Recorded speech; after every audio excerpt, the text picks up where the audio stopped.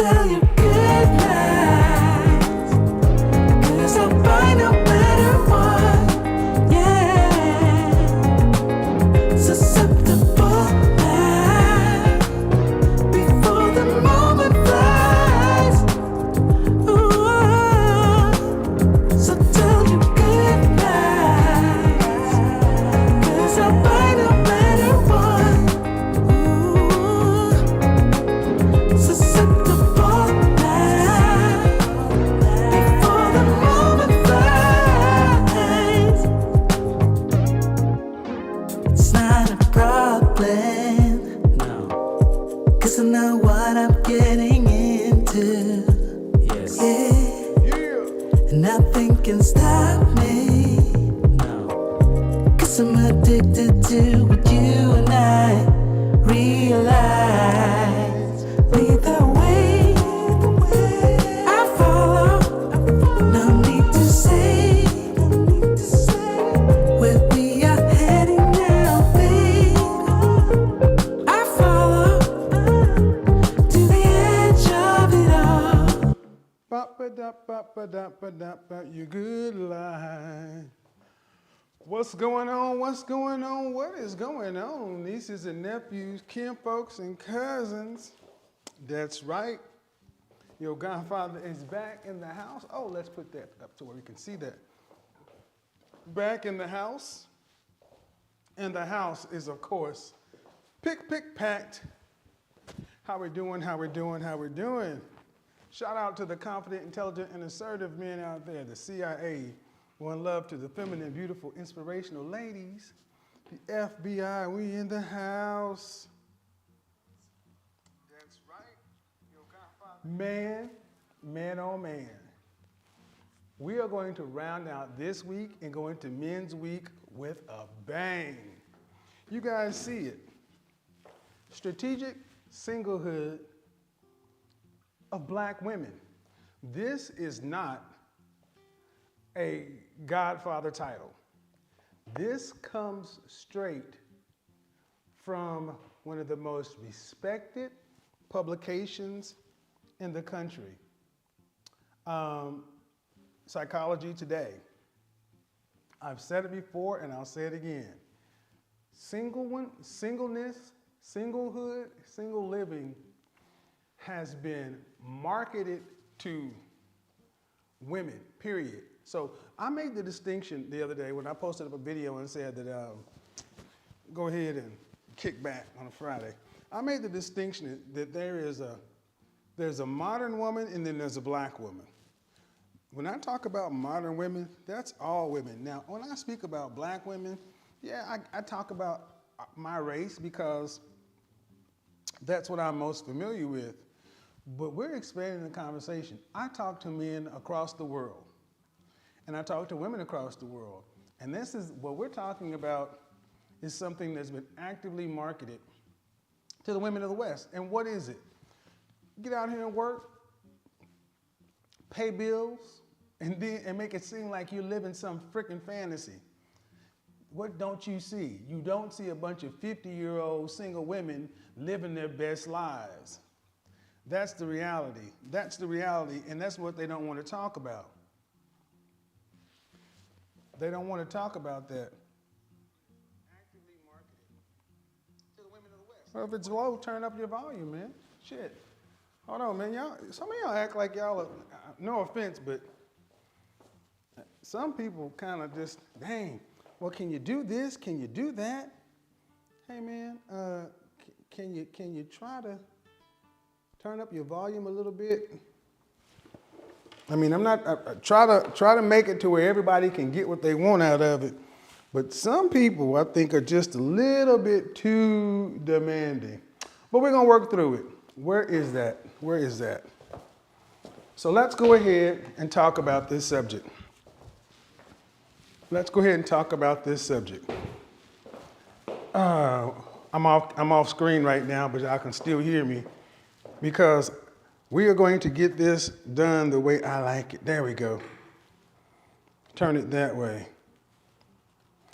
All right. So as I was saying, single life has been marketed to women of the West. It's been marketed.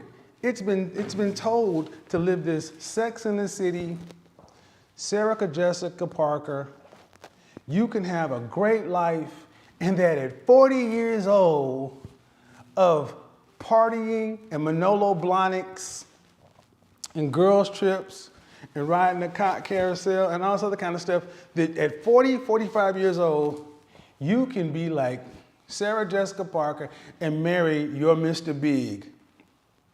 That's bullshit. It's bullshit, and women need to start understanding. You have been lied to.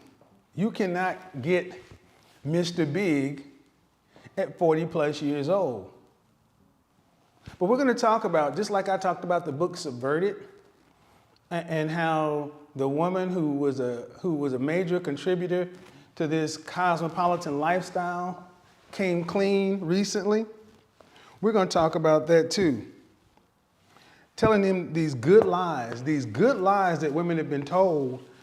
And we're going to talk about specifically how it's being really promoted to modern women, but black women, you are the major consumers of this. 22 million jobs quit in 2 months. Women across the country going back, quitting the workforce, deciding to work from home, work for their husband, work for the family business. And I asked the question, if women are starting to leave the workforce in record numbers, the women who can't do this is single women. You can't do it without a man. And I asked the question on Instagram, what's the workforce going to look like in the next 5 to 7 years if a majority of a lot of women leave? It's going to be men and arguably black women. Let's talk about how one of the first shots that was fired today or this week. All right. Next week, we're going to get into, well, let me do this real quick. Let's bring this over here.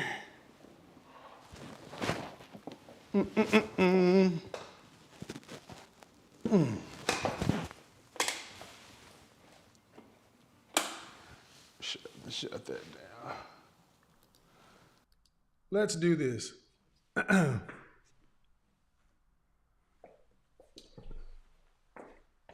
Somebody's like, why do you have a staff over there? Because I don't live with a staff. You have a staff in your home, man. I hear you, but no, I'm not going to have a staff in my house not at midnight. So, let's get to it. Testing, 1, 2, 1, 2, testing, 1, 2. All right, you guys can hear me? Psychology Today, that's where it is over there. Let's put that down here. Let's put this over here.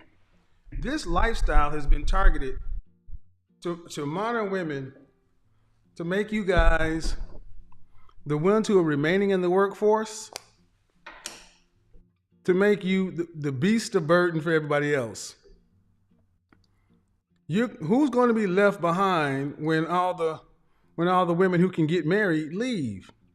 The unmarried women, that's who's going to be left behind. And who are those unmarried women? Keisha, Kelly. That's who's going to be left behind. That's the problem. And what are those women going to what are they going to share in common?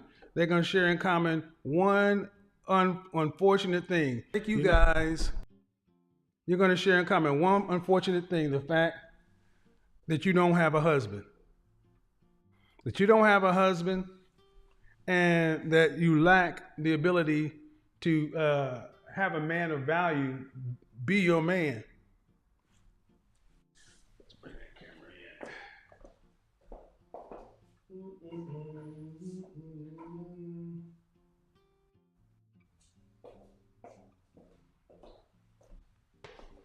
Let's do that one. Oh, that's what it's doing. It's keying on this thing. Wonder why I wouldn't get in focus. So anywho, let's talk about it. Let's get into the article, shall we? What makes this so important? We're going to put this up on the screen over here. Can you guys hear me well? Sub super chat. And here's what we're going to do. Get the likes up. I know there are other streams going on right now. That's all right. We're going to get on into it because this is one that's going to change the game. We got to start talking about it. Candle of the evening from Le Labo Palo Santo. Fragrance of the evening. Dior Feb Delicios. Feb Dizzle. One of the best fragrances for cool weather. This shit right here is a game changer. It's a game changer. Shout out to Game Changer. And why is this so important? Because modern women have been lied to. I talked about it, but let's get into it. And this came out in let's put it on the screen a little bit. Secondary display. Options, picture in picture. Boom. Here we go. Guys, look at what I'm about to read. Look at who wrote this. Bella De Paulo, not a black woman. Defying stereotypes, single life for black women is often purposeful and freeing. Black women. Black women. Black women in the chat room. How many of you feel purposeful and free with this single life where you got to pay all the bills and be responsible for all the things? How many of you feel purposeful and free? See, what they do is they play on your vanity, What they do is they play on the vanity of a woman and say, being single gives your life purpose and you're free. Remember why I said that marriage is slavery marriage to a lot of sisters is tantamount to slavery? That's what they do. Started off by straight up going to your ego. Defying stereotypes. It leads to a purposeful and free life, guys. Hit that like button. Keep the engagement up so we can keep this thing moving. What happened to the border? Why is this important? Because this is what they've been telling black women for the longest. This is what's been put into the popular culture and everything else. You're free when you don't have your man. Now, every other race of woman, when she has her man, that's a life. But if you have a man, it's somehow burdensome. That's what a lot of black women need to start getting. Oh, we'll fix this later on. I hate when that doesn't work.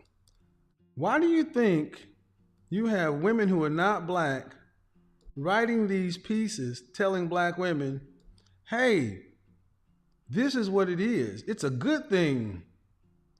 And this is kind of what happened back in the 60s too, with the feminist movement and everything else.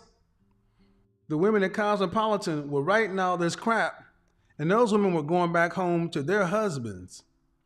This came out, the article in question, you can go read it yourself in its entirety. It came out like 2 days ago, the beginning of 2022. And I want you guys to understand what's going on. Across the country, you're starting to see mayors put in programs to give economic assistance to single mothers. $850 to $1,000. Who do you think they look like? They look like you. They're giving it to single mothers. And who are they going to give it to? They're going to give it to the women that look like Keisha. That's who they're giving it to. Now, here's the funny thing. Back in the 60s, we could at least back in the 60s say, we didn't know. Now, y'all know. What are you going to do? Let's continue. A little bit behind. The number and proportion of people living single has been on the rise, both in the U.S. and around the world. the proportion of black women who are not married is higher than Latinas, white, Asian, or Asian American women. If you were to guess why so many black women in the United States are married, what would you say?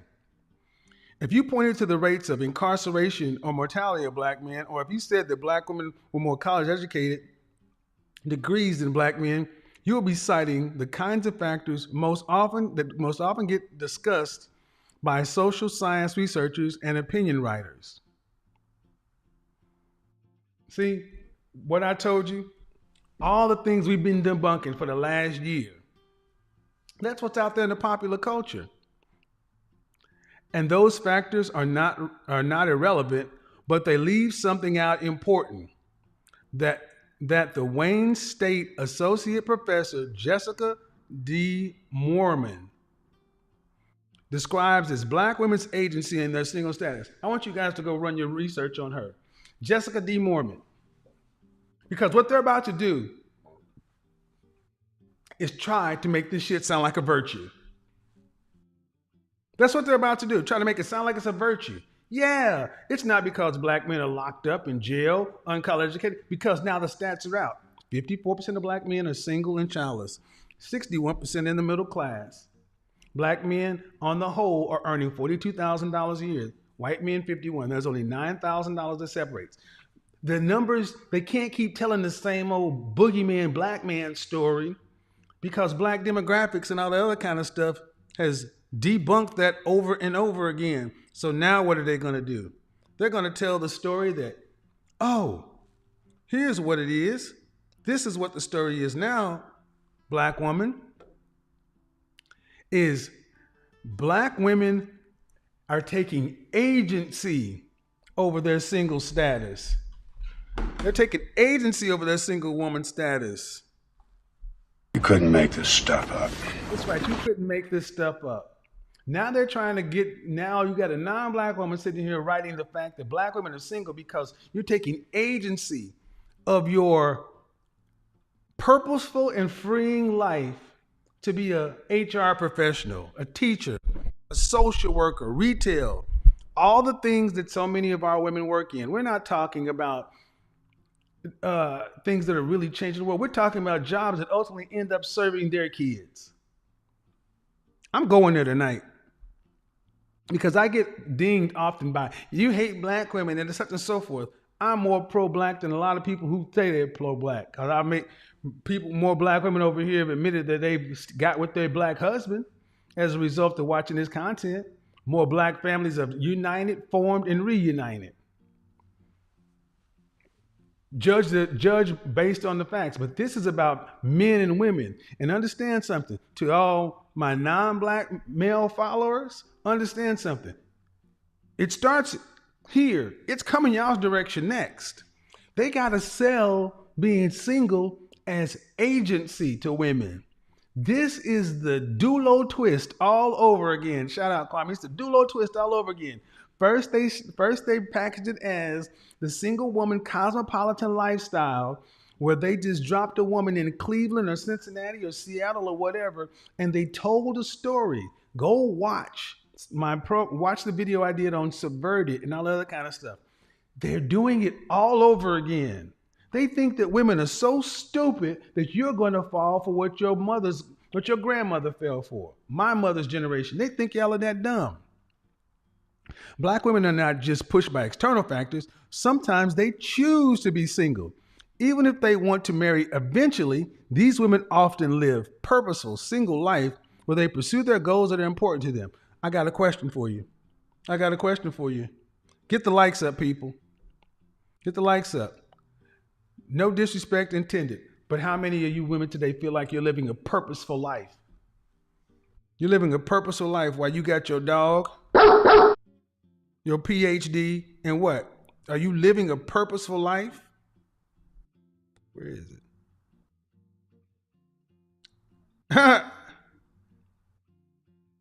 How many women feel like they're really living a purposeful life? This is what's been marketed to you guys, though. Let's get back over to it. All right. Mormon conducted an interview with 24 black women from Detroit. Your Honor, I call foul. If you're interviewing women from Detroit, you've lost already. Detroit ain't no place to be interviewing married women. Why don't they interview women from the South? Or from any place in the world where women are much more likely to want to get married? No, what they got to do is they got to interview women from one of the worst cities in the United States to produce results. Because all you need to hear is, I'm a PhD. I'm a PhD. That's all you hear. You hear it in Detroit. I'm a PhD. I'm a PhD. I'm a PhD. You think about it.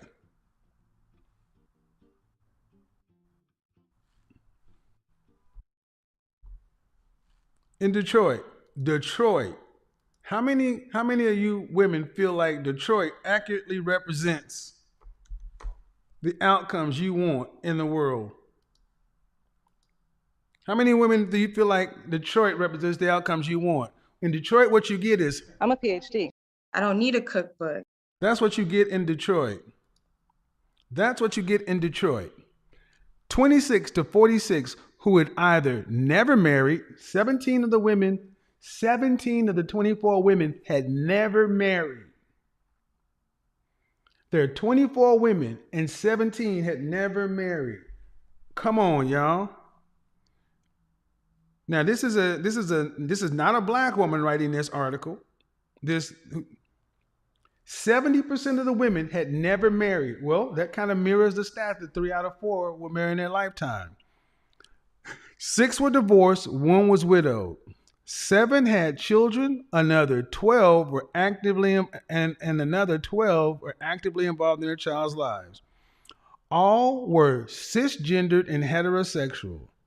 None were cohabitating with a romantic partner. The findings were reported in Socializing Singlehood, personal, interpersonal, sociocultural factors shaping black women's single lives. There's a term called singlism that I'm going to be focusing on a lot because I want you guys to understand this wasn't written up in the National Enquirer or it wasn't written up in some tabloid. This was in freaking Psychology Today. It is flying under the banner of credibility. How many black women are seeing stuff like this and saying, well, heck, it's in Psychology Today. It must be right. How many women are seeing this crap and thinking there's nothing going wrong? Singlehood on their own terms. Many black women, Mormon interviewed, they were single.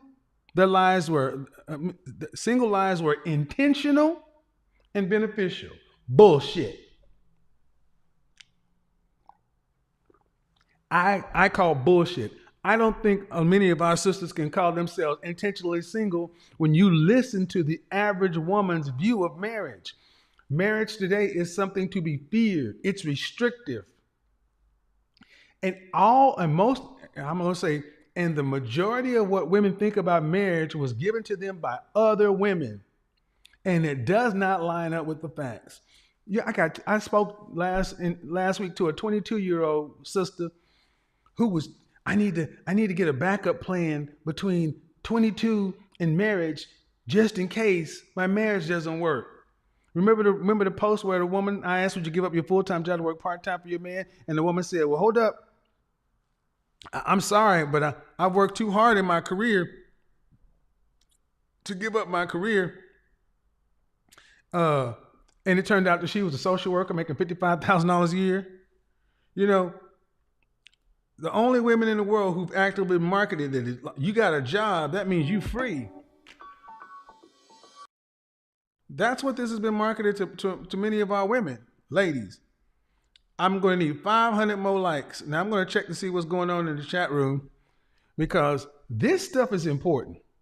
Because next week you're going to understand why modern, contemporary, avant-garde men are starting to say, the hell with it. And they're starting to be, next week, you guys are going to love it. The men are going to love it because I expect the men to play just as ruthless as women are playing. I expect no sympathy, no quarter, no quarter for women. We can't be, this is going to represent my olive branch.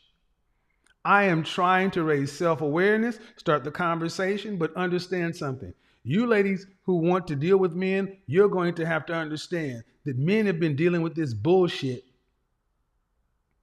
for too long. Singlehood on their terms. For many black women, singlehood is in and of itself a strategy for managing one's broader life goals, responsibilities. One that afforded participants more control over their time, resources, and relationships with men. That sounds like a hell of a powerful position to be in that doesn't mirror reality. In Atlanta, you have more single, professional black women in companies, organizations, and in the seats of power in city, state, and local government, and are single as French toast and miserable as hell. But they take a good picture and do a great interview. So when they go to Detroit, you remember this, the city that was taken, the state that was taken over by the government? Detroit is one of the worst places to go. Some women did not express frustration with this. Some single women did express frustration with their lives. They wanted more opportunities for companionship or sexual expression. They worried about staying single if they wanted to marry. They also recognized that people who marry are rewarded with substantial social and economic benefits. Just for being married, even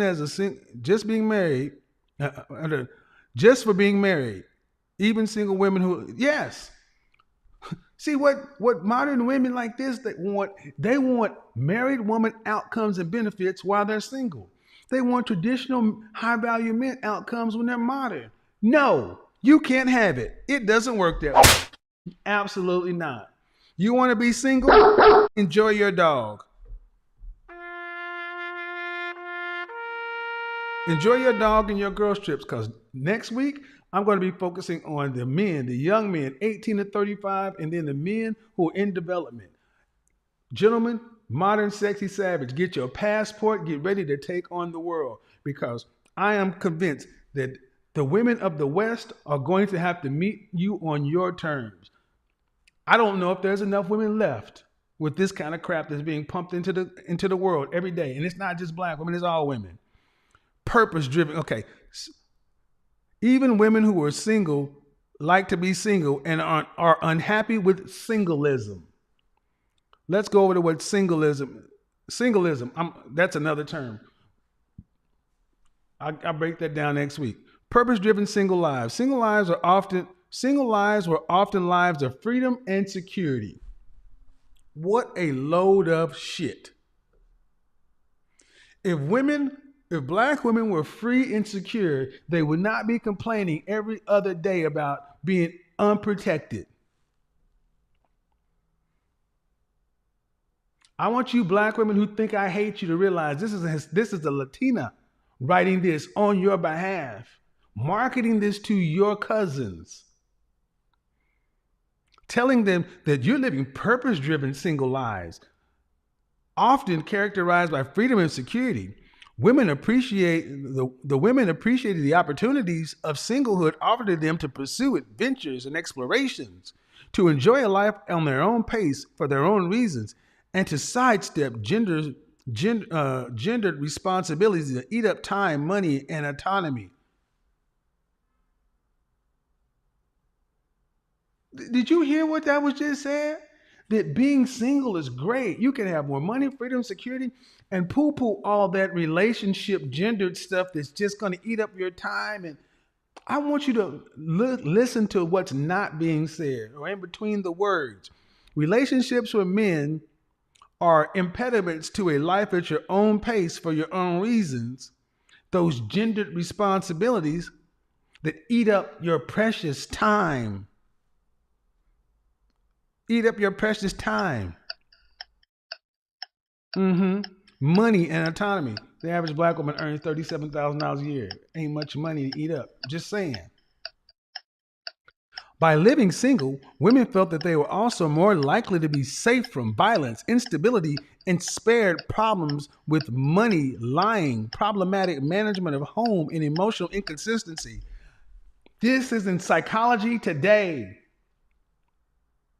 Singlehood over here, shining beacon on the hill. Man over here, color purple, waiting to exhale. Living single, you are likely to be safe from violence. How many of y'all gonna write into Cancel Psychology Today? This is how they're talking about your brother, your cousin. This is what men are seeing, that women are writing to each other, that marriage makes you closer to violence and instability, and to be spared problems with money, lying, the problematic management of home and inconsistency. These women want you out here working and producing, so you can fund the economy that makes their families rich. This is pissing me the fuck off the more I read it.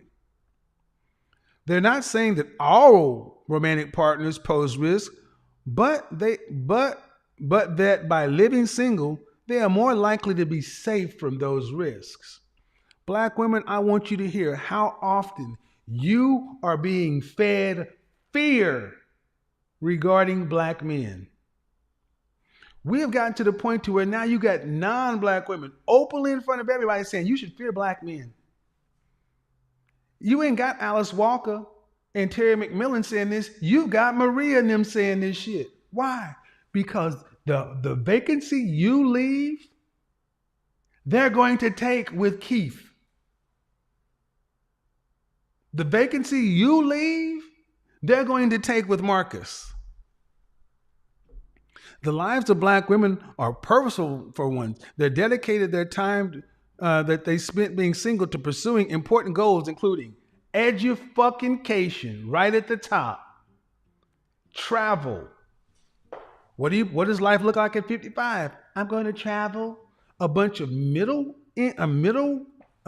average earning women with humanities degrees all feel like they're going to be fucking Dora the Explorer at 55 years old and be world travelers. This is what's being promoted. Education, travel, employment, and entrepreneurship. Holy shit.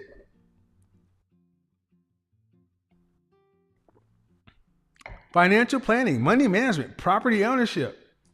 I'm going to real estate, investments, crypto. Yes, I'm going to be bringing in financial people to talk to the men and talk to the women about what life looks like, because they know exactly how to. I want you to understand, the world knows exactly how to talk to you, black woman, to get you to be single and spend money.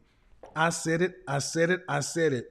The world knows how to talk to you, black woman, to get you to stay single and keep consuming. They know to hit you in your extraordinary large ego and pride. They are buttering y'all up.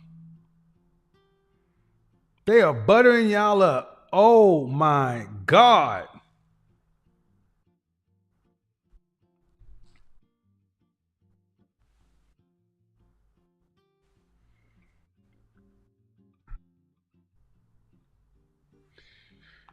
Whew, come, take a breath. Just buttering them up. Yeah, go ahead. Get your dog. Travel. Education, travel, employment, entrepreneurship, financial planning, money management, property ownership, emotional growth, self-discovery, self-love, spiritual growth, and community involvement. A community consists of families, not individuals. With no black families, we don't have a black community. Where are you individual women going to be involved when you have a community of dying marriages?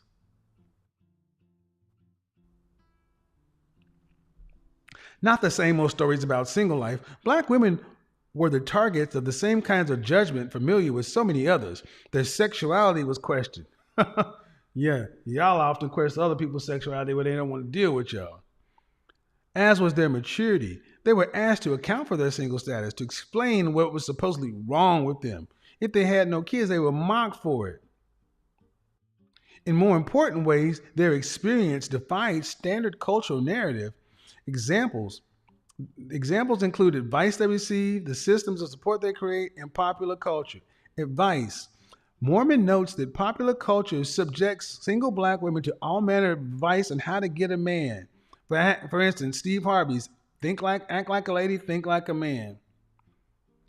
In these descriptions of goals, in their descriptions of goals that they were pursuing, women showed that they were taking advice seriously. They also reported giving similar advice to their friends and relatives and young women. Support systems. Terms like alone, unattached, as well as descriptions such as doesn't have anyone, are usually interchangeable with single. Is it having no one in your life? Okay, let's skip to the plot. In popular culture, single black women are often caricatured as desperate for relationships, combative, or reproductively irresponsible. The women she interviewed weren't buying it. Even those who wanted to find long-term romantic partner, remember that it has nothing, husband. It's not a husband is a role. A partner is a job. Even the women that she interviewed were unwilling to compromise their life goals or safety. I want you guys to understand that's the next strategy.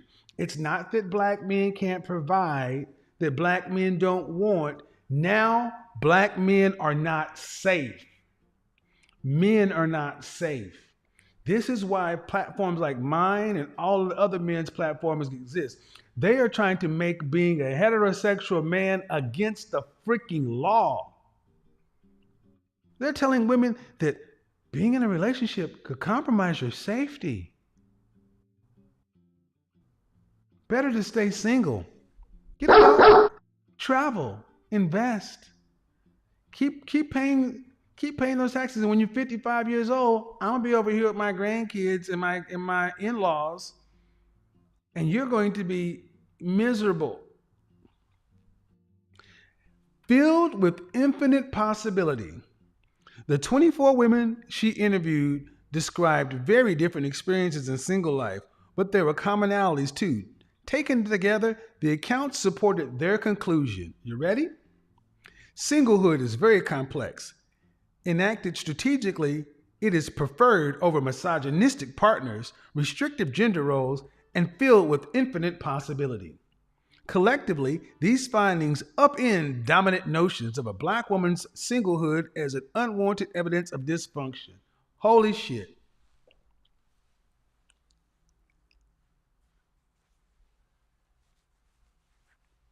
Singlehood enacted strategically is preferred over misogynistic partners and restrictive gender roles.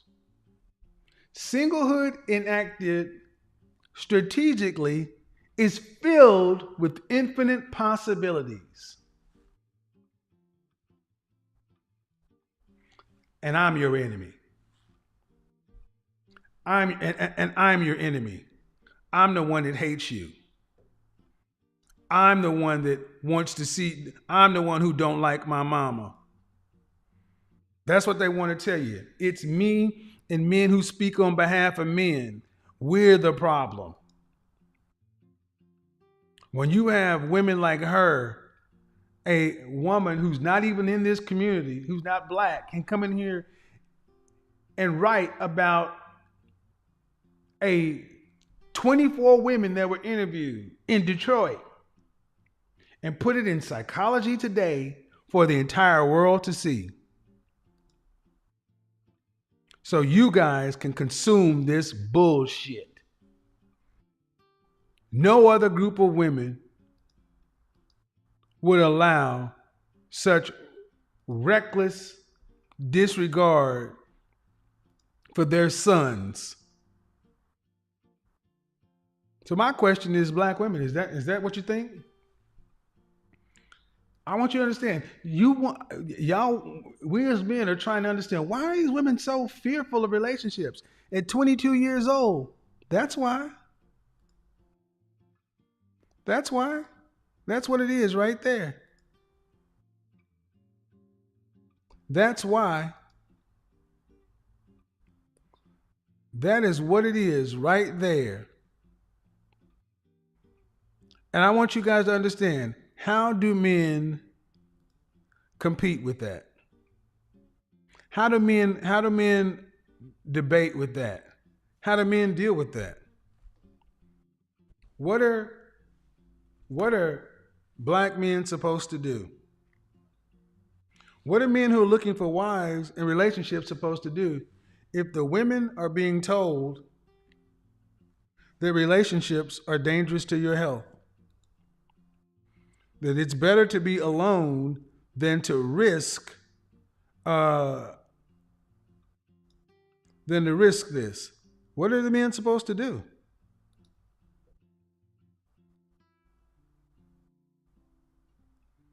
I mean, I really want you guys, ladies, to understand. What are the men supposed to do? I'm going to open the call line, go directly up, because the link's in the description. Hit the link in the description. Oh, did it not post? Okay. Well, we'll do it this way. It didn't seem to post, so we hit the Zoom link. I really want to talk to the women because some of y'all are not going to like next week's broadcast because it's going to be 100% pro men. I want the men to understand that this is the world they're living in, and they need to act accordingly. I want men to stop taking so much into consideration and start acting selfishly in their own best interests. Because honestly, my honest opinion is there is a war on manhood. And it is damn near impossible for men to have what they want to have out here.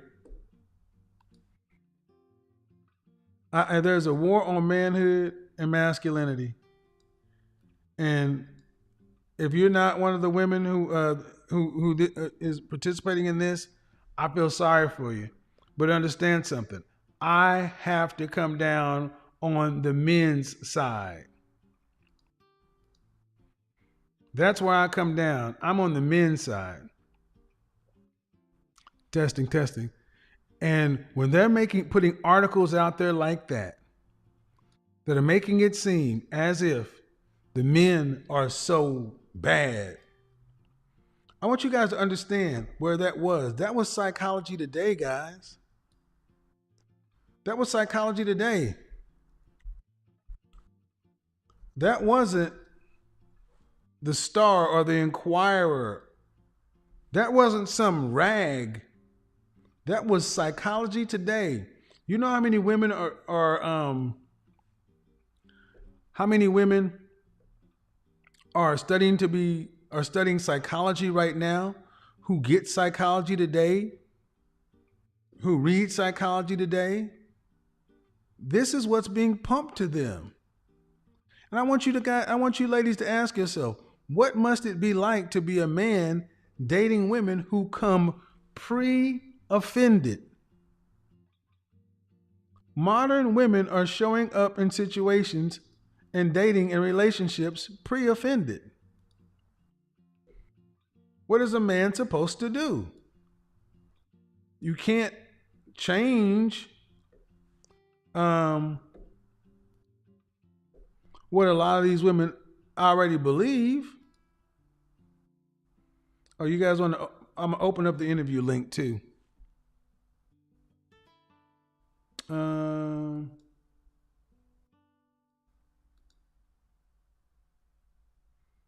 Let's do this. The interview settings.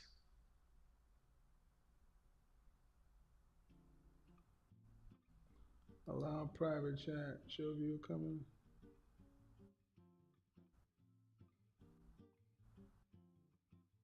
Okay. Um, here's another link. Here's another link too. Moderators, you guys can keep dropping this in here. You guys can keep dropping the eCam link in there. If you want to appear side by side with me, you can do that. And I will also open up Streamlabs. There are more ways than one to get in and talk, because this is something that you ladies are going to have to deal with.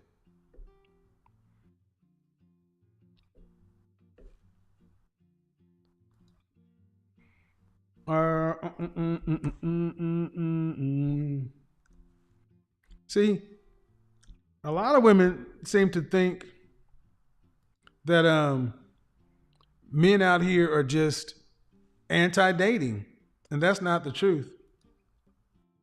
A lot of guys out here just see the writing on the wall, and a lot of guys are like, "How do you expect us to date?" A lot of women don't understand why men are anti-marriage. Well, look at the way it's being written up. How are men, if men can't even date, you can't even have, look at Drake.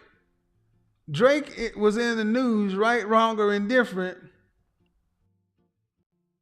because of how he chose to dispose of his DNA material, right?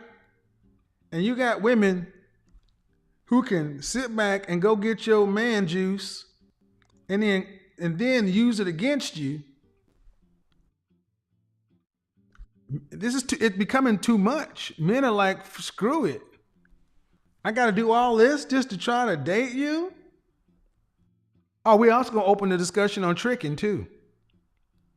Next week we have Men's Week. We're gonna have the discussion on tricking, because I still ask the question to men: what is tricking called outside the black community?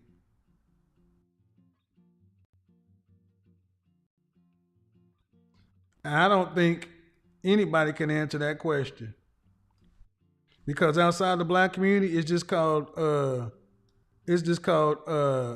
common sense. Because if it becomes that, okay, you ladies need to turn your audio. You need to turn your audio on. See, a lot of women come in and their audio is not connected. It asks you to join, connect your audio. So, going on here. So here we go. Get on camera.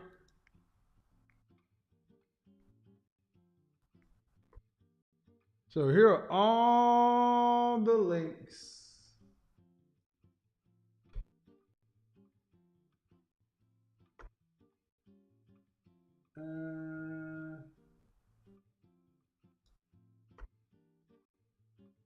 All right. Here are all the links right here. So here's the StreamYard, the Zoom, and the interview link, all lined up next to one another. Boom. Multiple ways to join. And if you don't want to be seen, you can request not to be seen. Unmute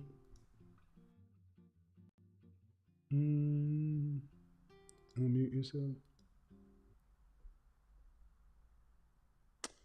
Oh. All right. Kyla. Hello? You know, unmute yourself. Hello. How are you? How old are you? 38. So what do you think about what I just oh shoot. Wrong person. I'm sorry, Kyla. Put the wrong person in there. Hi, Kyla. How are you? What do you think about what do you think about what I just put in there? Well, can you repeat the question, please? Okay. Well, All right. I'm talking about strategic singlehood. Have you been watching the program or you just now joining? Oh, yes, I have been watching, and you were talking. So what do you think about what I was talking about? I think that it was kind of not in the best interest of women. Being single is difficult, and I agree with you. I don't think that men are dangerous or people should be pushing an agenda for, you know, people should be pushing that men should be dangerous. Do you And I have any think a lot of children? women Do are you have in any a children? place of fear. Yes, I do. Okay. All right, by the way, are you single or are you married? I'm single. Okay. Who do you keep shooing away? Because I was trying to like, and I had them come in the middle of the video. Oh, okay. How many kids do you have? 3. All by the same father? Yes. So I'm always curious. Why did you and the father not work out? Um, I think because we come from, I guess I heard this term before, a disassembled community. So we didn't take the proper steps and properly planning before we started a family. He was younger. He was 21 and I was 24 when we got pregnant with the first child. So we weren't really planning for the long term, and he wasn't ready to marry and settle down. So it didn't happen. How old is your youngest? 8 years old. So have you had a relationship since you stopped seeing him? Yeah. Yes. My last relationship ended in 2017. So 5 years ago? Yeah. Did you go My did you go last to college? Did you go to college? Yes. I went to college. I have a bachelor's degree, And what? medical laboratory science, medical technology.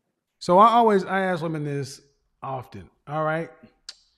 What is life going to look like for you specifically at age 55? Not your financial life. What is your social life going to look like?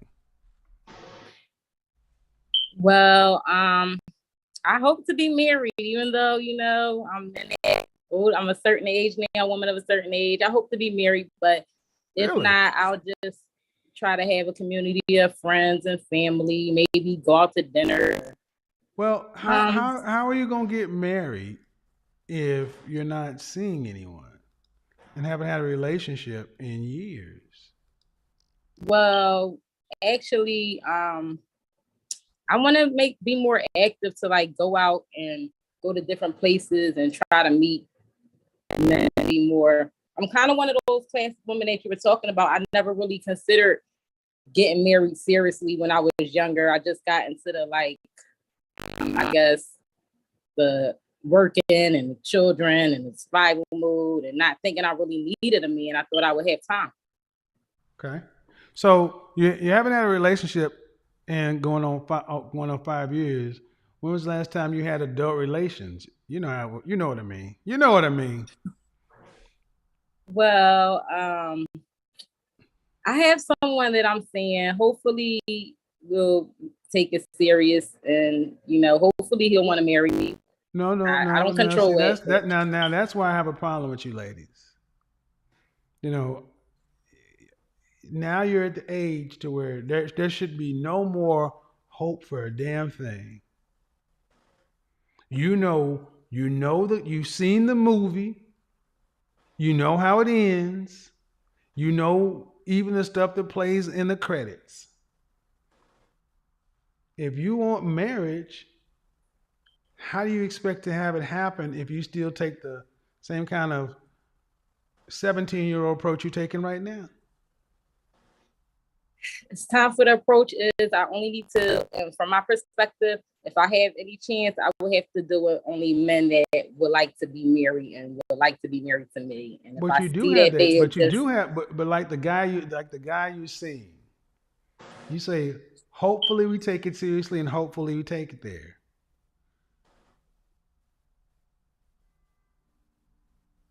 No. What do you think I see that's wrong? What do you think that I see with that's not right?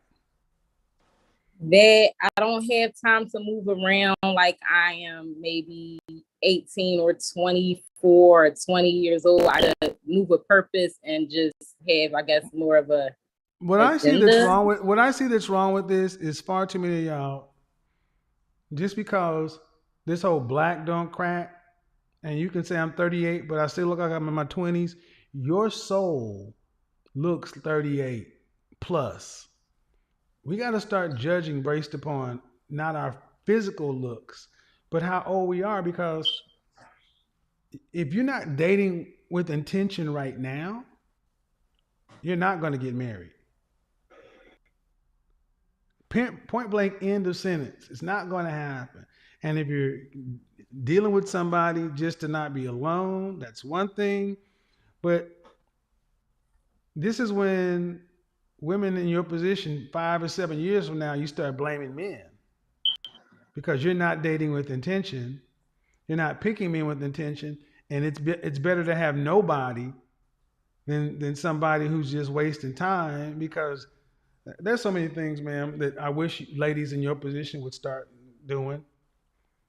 Because y'all can watch my program and things like that, and y'all can say a lot of the right things, but we don't listen to what y'all say. We watch what you do.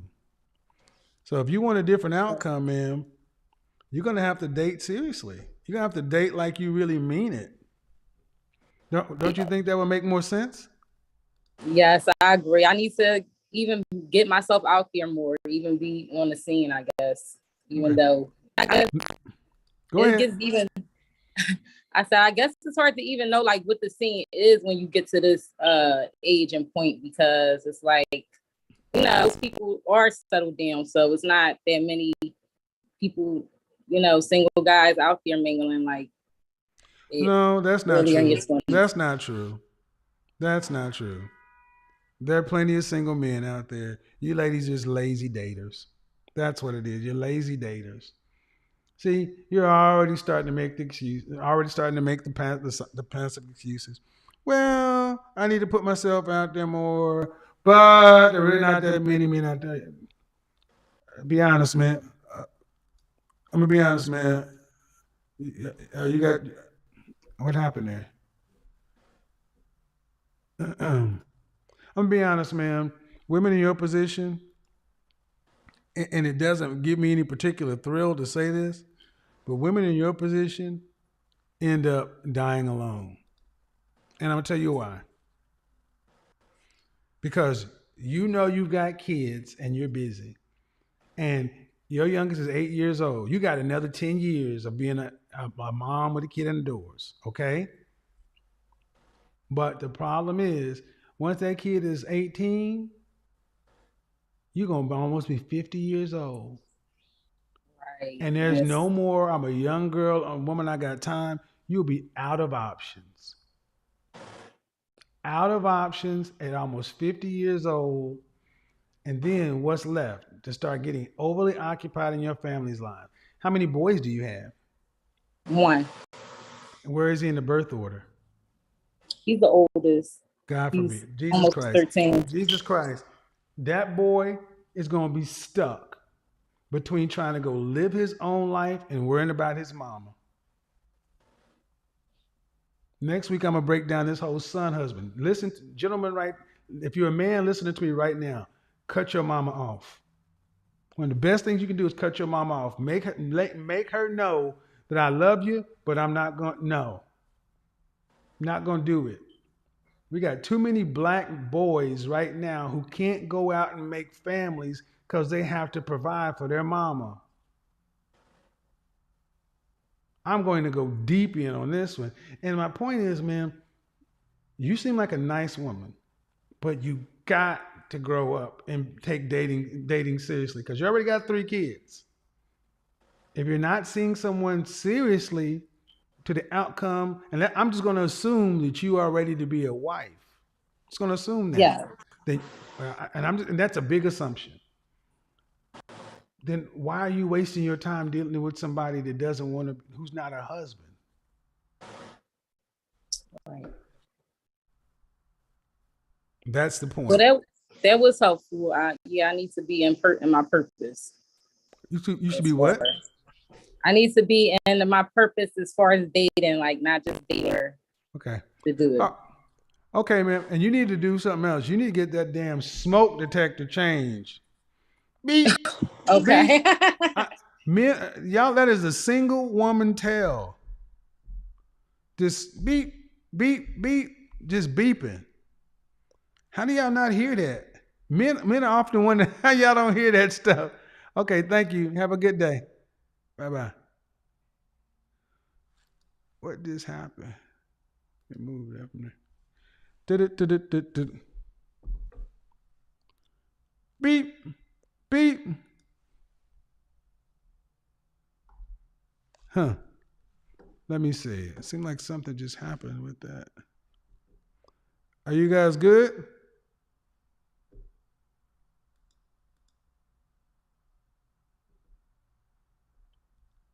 Yeah, beep, beep.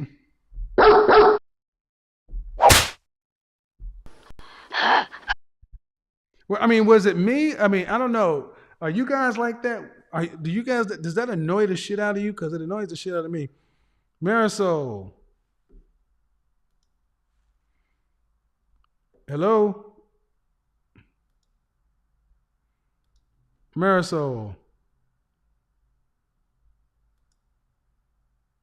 Hello? How are you? You gotta say something. Her audio's not. I can't hear you. You gotta speak.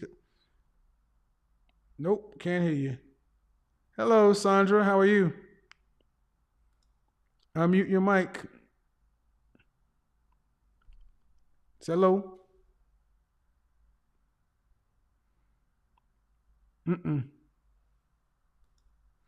Let's check your mic settings. Yep, we should be able to hear you. There we go. Come on.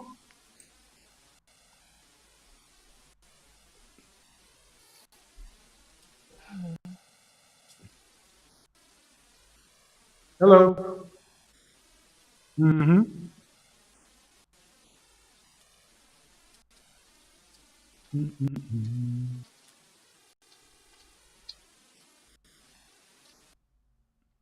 Yeah.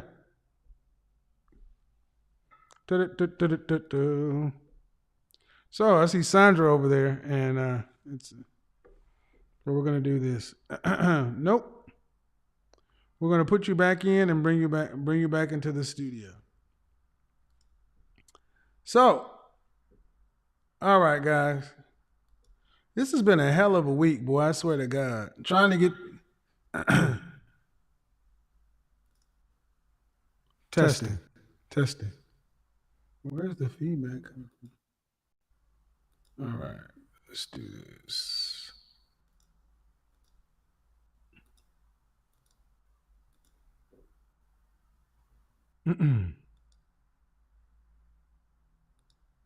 All right. Ecam. There we go. Bring it in. Smile. Hello. Hello. Speak. She's not saying anything. They just sit there. I don't know what they're doing.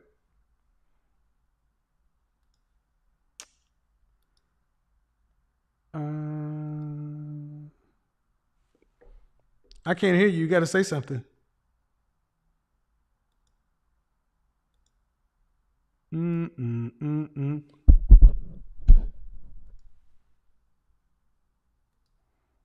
Hello. Hello. There you go. Hello, how are you? I am well. I got to remove one of these people. What do you got for me? Hello? Go ahead, speak. Wow. What is going on with you guys? I'm not sure if my audio is messing up or if I can't hear you.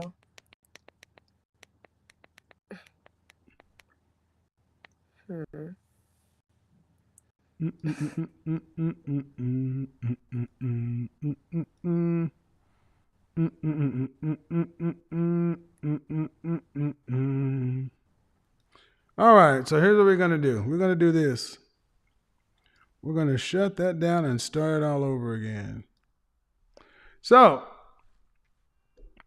as I was talking to the women, you guys got to understand that this stuff is, like I said, when I tell you guys this stuff has been marketed to black women, you got to understand who does it benefit for you guys to stay by yourself?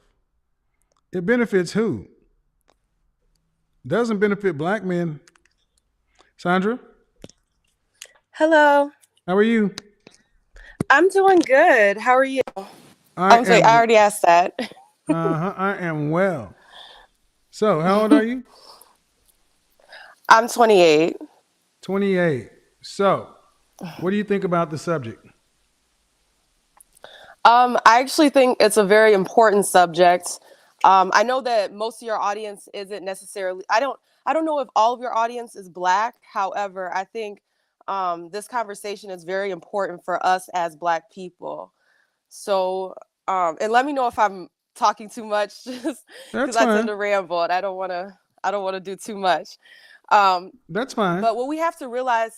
I'm sorry. What we have to realize as black people is that there are powers that be that do not want us to get access to wealth. And one of the best ways to obtain financial freedom for your family is to actually have a unit that stays together within marriage and then pass on those values and then have your kids also get married and combine those household incomes together. And Well, so, hold on. Do you you think? Do know, you think? Do you think we don't know that? oh no, I think that the people Well, I mean, who let me are say that. Let me say living this that better. know that. Do you think that black women don't know that? Have not heard this? I'm worried that a lot of black women No, have heard. okay, okay. That's not the question. I'm asking a specific question. See, I'm hearing what you're saying and about the access to knowledge and all this other stuff, and I'm with you. But my question is, did you go to college? Yes, for a bullshit degree. Okay, it's okay. That's all right. Are you married? I'm engaged. All right. Do you think that college educated black women have heard of the concept of family wealth generation? I do. I All think right. they've heard of it. All right. Then if that's the issue, they've heard it. What difference does it make the powers that be are doing it? If we've heard it, why aren't black women doing what you said? The college educated ones. And Because all we need is because we don't need all. Because my fear is what you were saying will take us down the path of white supremacy and all this other stuff, and they're trying to keep us apart. Fuck all that. What about the black women who are in college? You've heard exactly what you were just saying, and I've heard it all my life. Why aren't oh no, they I getting definitely. married? I'm sorry. I'm saying, why aren't they getting I married? definitely hear what you're saying. The accountability at the end of the day is going to be on us because no matter how much programming is out there, we still have a choice. Because I've seen the same programming that a lot of these women that don't fall in line have seen, but I chose to do different. So I'm purely just acknowledging the source of where it starts. But at the end of the day, like you said, it is more accountability on us, and they're choosing to go the route that seems more fun. Who's they? Who's they? It's very sad. More so Who's that? like modern black women who aren't really on code with other on code black men. Hmm. Well, I think that there's truth in what you're saying. I also think that that men are saying the same thing. That this is not a matter of new information. That for the most part, sisters know. They know. They've heard this story. But the question is, if if being married is going to be one of the surest ways to pass on family wealth and all that other kind of stuff, which I agree with, then it almost seems to me like the black women who know better still don't want to do any better, but they still want to have the same excuse of, well, see, it's the system that did this to us. And is it really the system? Or are we choosing to do this? Well, what I would say to that is if you're knowing what's better and you're choosing not to do right, then you have no business even trying to use that as an excuse. So people who are choosing better, we can acknowledge like, okay, this is why they've been programmed to think this way. But if you're saying you know better and you're refusing to make those life choices to be Mm-hmm. better, then that's a cop out. And I would challenge anyone who doesn't make better choices but says they know better. I would Mm-hmm. challenge them on that belief, because that's BS. Well, I think a lot of women know. I'm gonna tell you right now. I sit down with more college educated black women who know who will talk about wanting to be married, who will talk about wanting wealth and generation legacy and generational wealth. They're attractive, they're fit. That is, but when it comes down to it, it's that damn job and the inability to break their job addiction. They don't want to really trust anybody other than themselves. So it doesn't matter whether it's a black man or any, but the funny thing is the burden tends to be higher for black men than any other group of men, because at least with a black man, they can say, well, it used to be black men were put out there as we didn't want to do it. Now there's no excuse for that anymore. Marisol, how are you? Can you hear me? I can now. How are you? Great. I'm doing good. How are you? I'm well. How old are you? I'm 43. All right. So what do you think about the subject? What do you think about what I was talking about? I agree. I agree. I agree. I was actually trying to call yesterday because I wanted to ask you something that you had said, but yeah, I agree, and there's certainly not just with Black women. There's with a lot of people, and a lot of What do you agree? groups. You agree with what do you agree with? What I'm saying, because you saying I'm agree. I'm not sure what you're talking about. That there is a vested interest in the powers that be Uh-huh. in keeping Black women single. It's so it just is it's terrible. I I'm Hispanic, but Mm-hmm. I'm married to a Black man, Okay. and I am around a lot of his Black family and the women in his family, and I hear a lot of that, like, when I prepare him a plate of food, they're like, man, let him get his plate, Right. let him get up. When I just a lot of the things that I do for him, I'm So like, let you're him, around your you're around your in-laws, and they tell you to let him get his own plate. yeah, and his cousins and Are sisters, they they're married? like, Are these women married? no, no, no. So you're serving your husband, and you got Shirley and them telling you, don't do that. Come over and sit down with the rest of us queens. Well, they just said that he used to have to do it himself, and he knows how to I do know, it. but And what they're saying is come over and sit down with the rest of us lazy ass entitled women. Because you treat him too good. You keep doing stuff like that, you're gonna make I'm about to say something that's gonna piss a lot of some black women off, but I've heard it my entire life. We don't want to blow y'all's head up. And they get upset. The women that you're referring to, The pathology is they're beneath us. And we need to give them Scooby snacks every now and then to keep them in line. But if you start treating him like he's a human being and deserves something, much less a man, he's going to realize that he's valuable and he may exercise. And once he realizes he's valuable and has some power and standing, he may turn around and use that power against you like we use our power against him. That's the real fear. The men are going to return that negative treatment. Go ahead. May I? I'm sorry. Go ahead. I didn't want to interrupt. I was waiting for an opening. Go ahead. Go ahead. Say what you got to say. But what I was going to say to that is we really need to get that idea out of our head. There is nothing wrong with doing something nice for someone you love.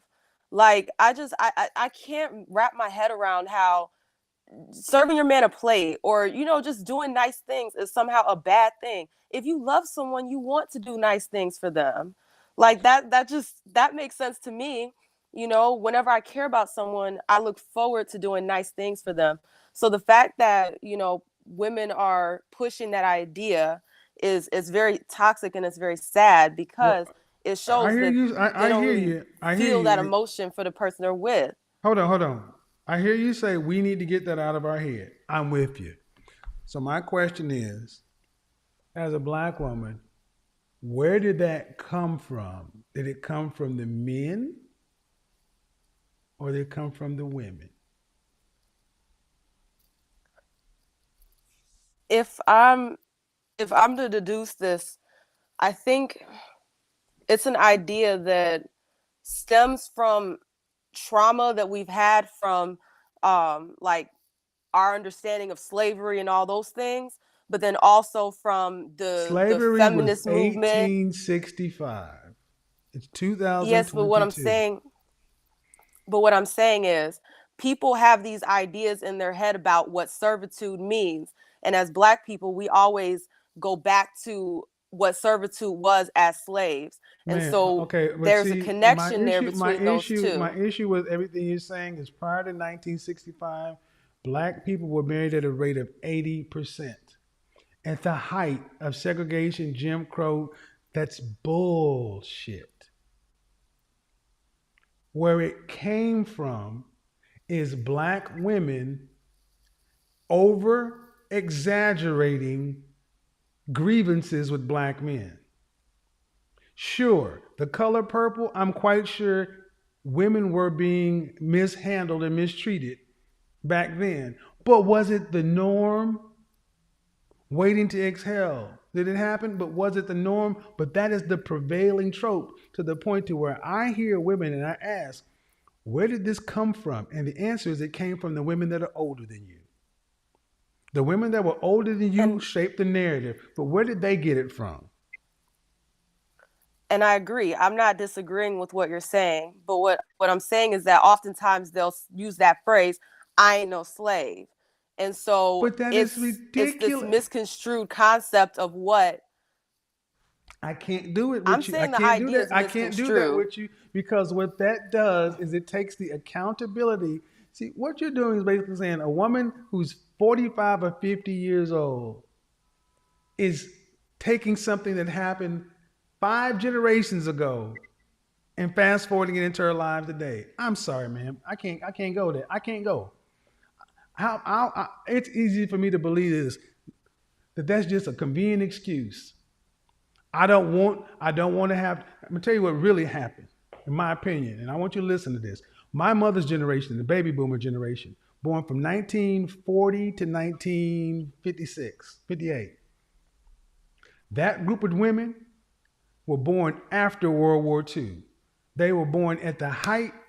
They were coming into their teen years at the height of birth control, the sexual revolution, feminism, and civil rights, the 60s, right? All that economic turmoil, right? All that was happening. That young group of Black women looked at their mothers who grew up as domestics, working in people's homes, working in fields, did not go to college, such and so forth. Traditional Black women that had been around for generations. And they looked down on their mothers for cleaning up white folks' houses and this and that. They thought, well, I don't want, my mama had to clean up white folk houses, da da da da da da, and she stayed with Big Daddy when he was drinking or whatever. They judged their mothers harshly. That whole imitation of life thing. And they went off to college and got all these different ideas, and they thought that I'm going to be free. But the men of their generation had never made grievances with them. My mother's generation, when I sit around and talk to them, the ones that are still alive will tell you that we messed up. We thought that our mothers who had 4th grade and 6th grade educations were dumb for doing what they did. And now we wish we could be half the women they were. The problem is they won't be honest with you.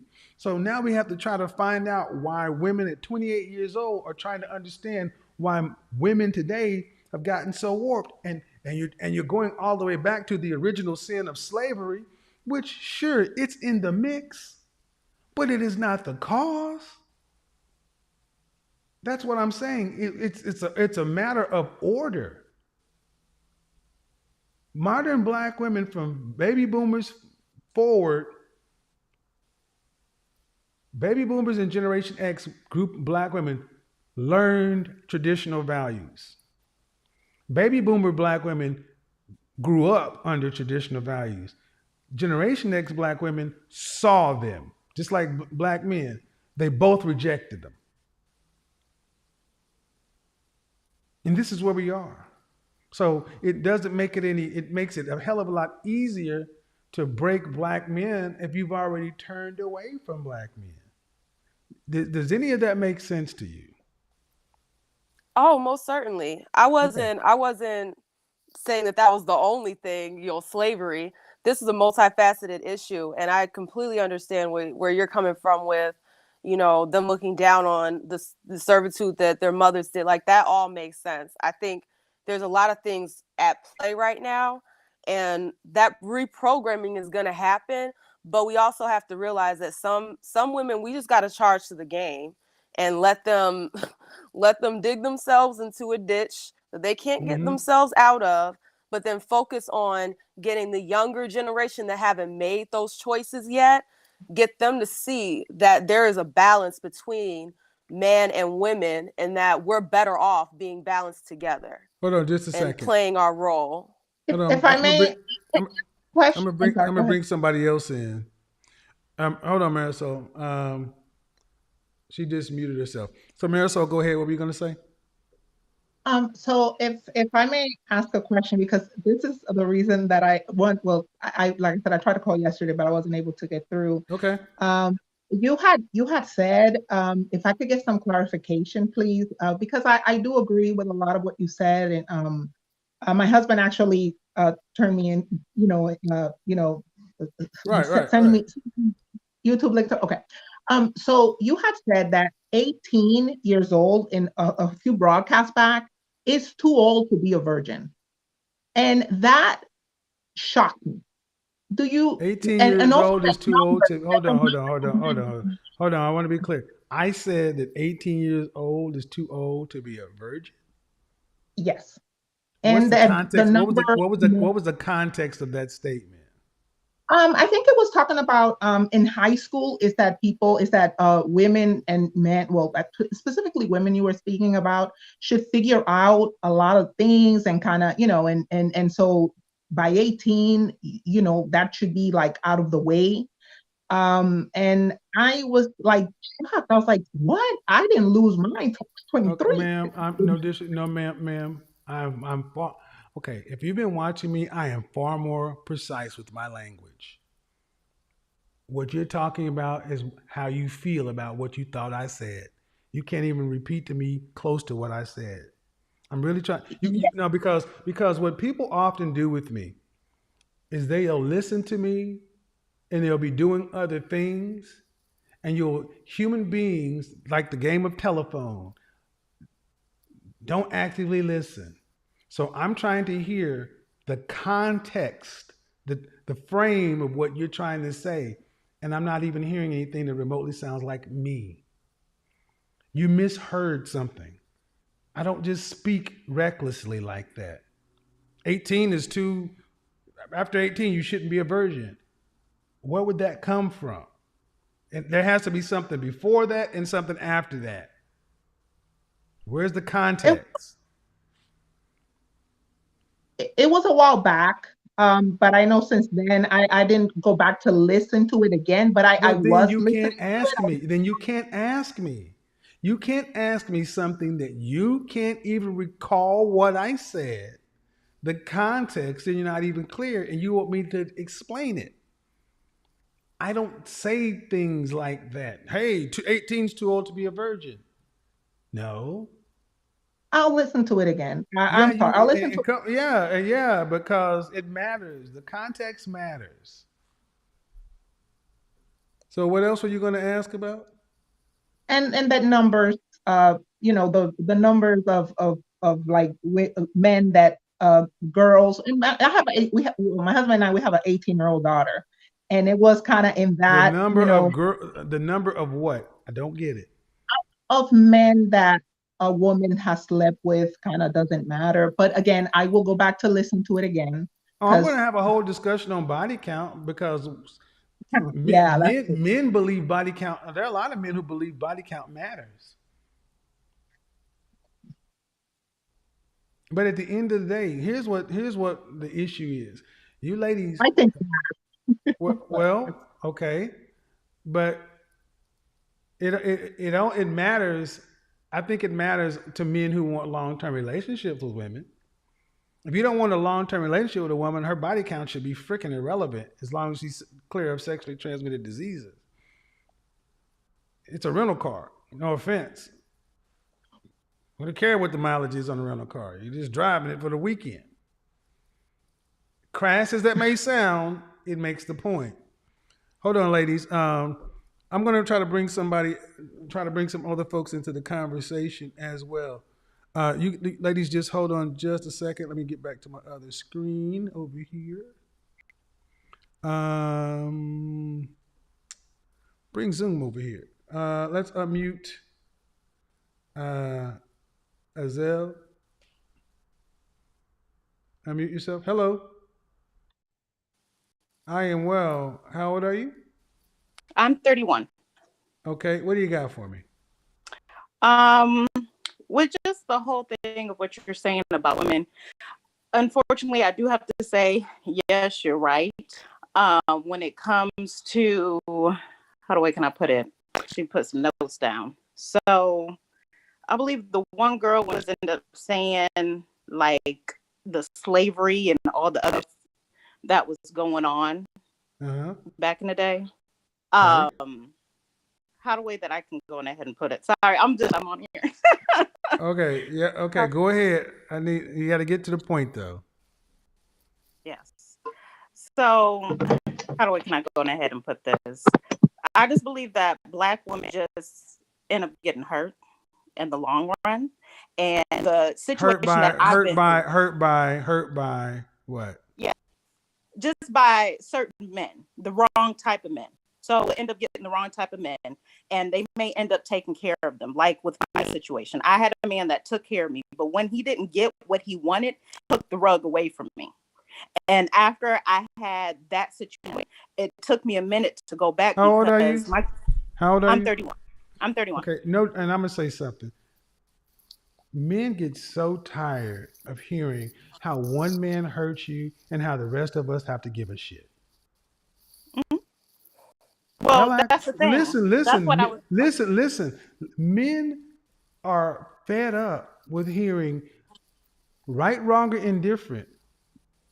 This guy hurt me.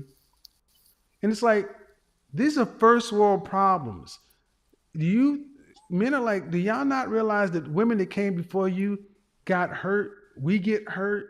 But it's like, this almost is tantamount to paper cuts or splinters. And women are acting like they're having amputations.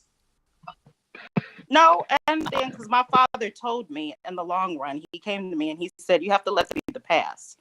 And so that being said, after I got myself together and did everything, I got me a high value man that decided to go on ahead and do stuff for me. But it took a minute, and I just High believe value it. man to do stuff for you, like what?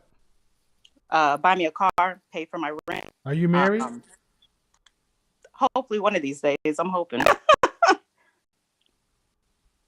Why does a man have to do anything for you if you're not his wife? Well, as Father told me, if a man is not doing nothing for you, then is he I there? know. I asked you a question. Why does a man have to do anything for a woman that's not his wife? I'm not asking what your dad told you. I'm asking because see what I'm hearing is a woman who thinks men owe her something because she's a female. Because what you said is a man did something for you and then took it away and pulled the rug out from you. Were you his wife? The man who hurt you, the man who hurt you. I was engaged with that relationship. I said, were you his wife? No, I was not. Then you don't deserve anything. He can take whatever he wants because it's legally his.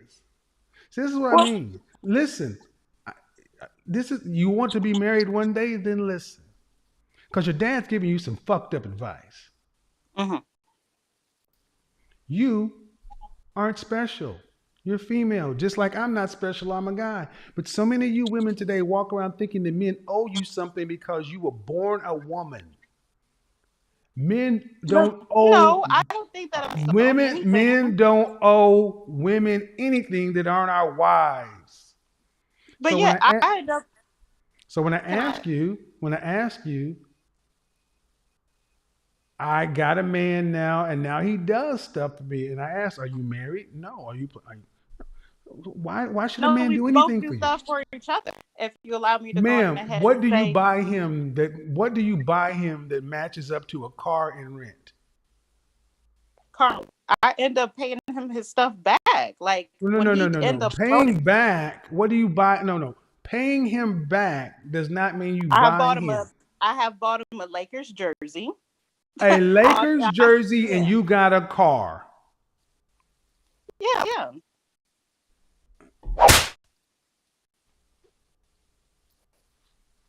This is the madness. This is it. She bought him a jersey. See, women like her are entitled. And they feel because they have sex with you that your bank account should be theirs. And they get used because they're not coming into relationships with good faith. Look at this, what you said. A man took his stuff away. You weren't his wife. He got tired of using his vagina and he took away his stuff. So what? If you wanted to be there, you should have married him. You shouldn't have been talking shit. You couldn't make this stuff up. Yeah. I don't need a cookbook. I'm a PhD. I rebuke.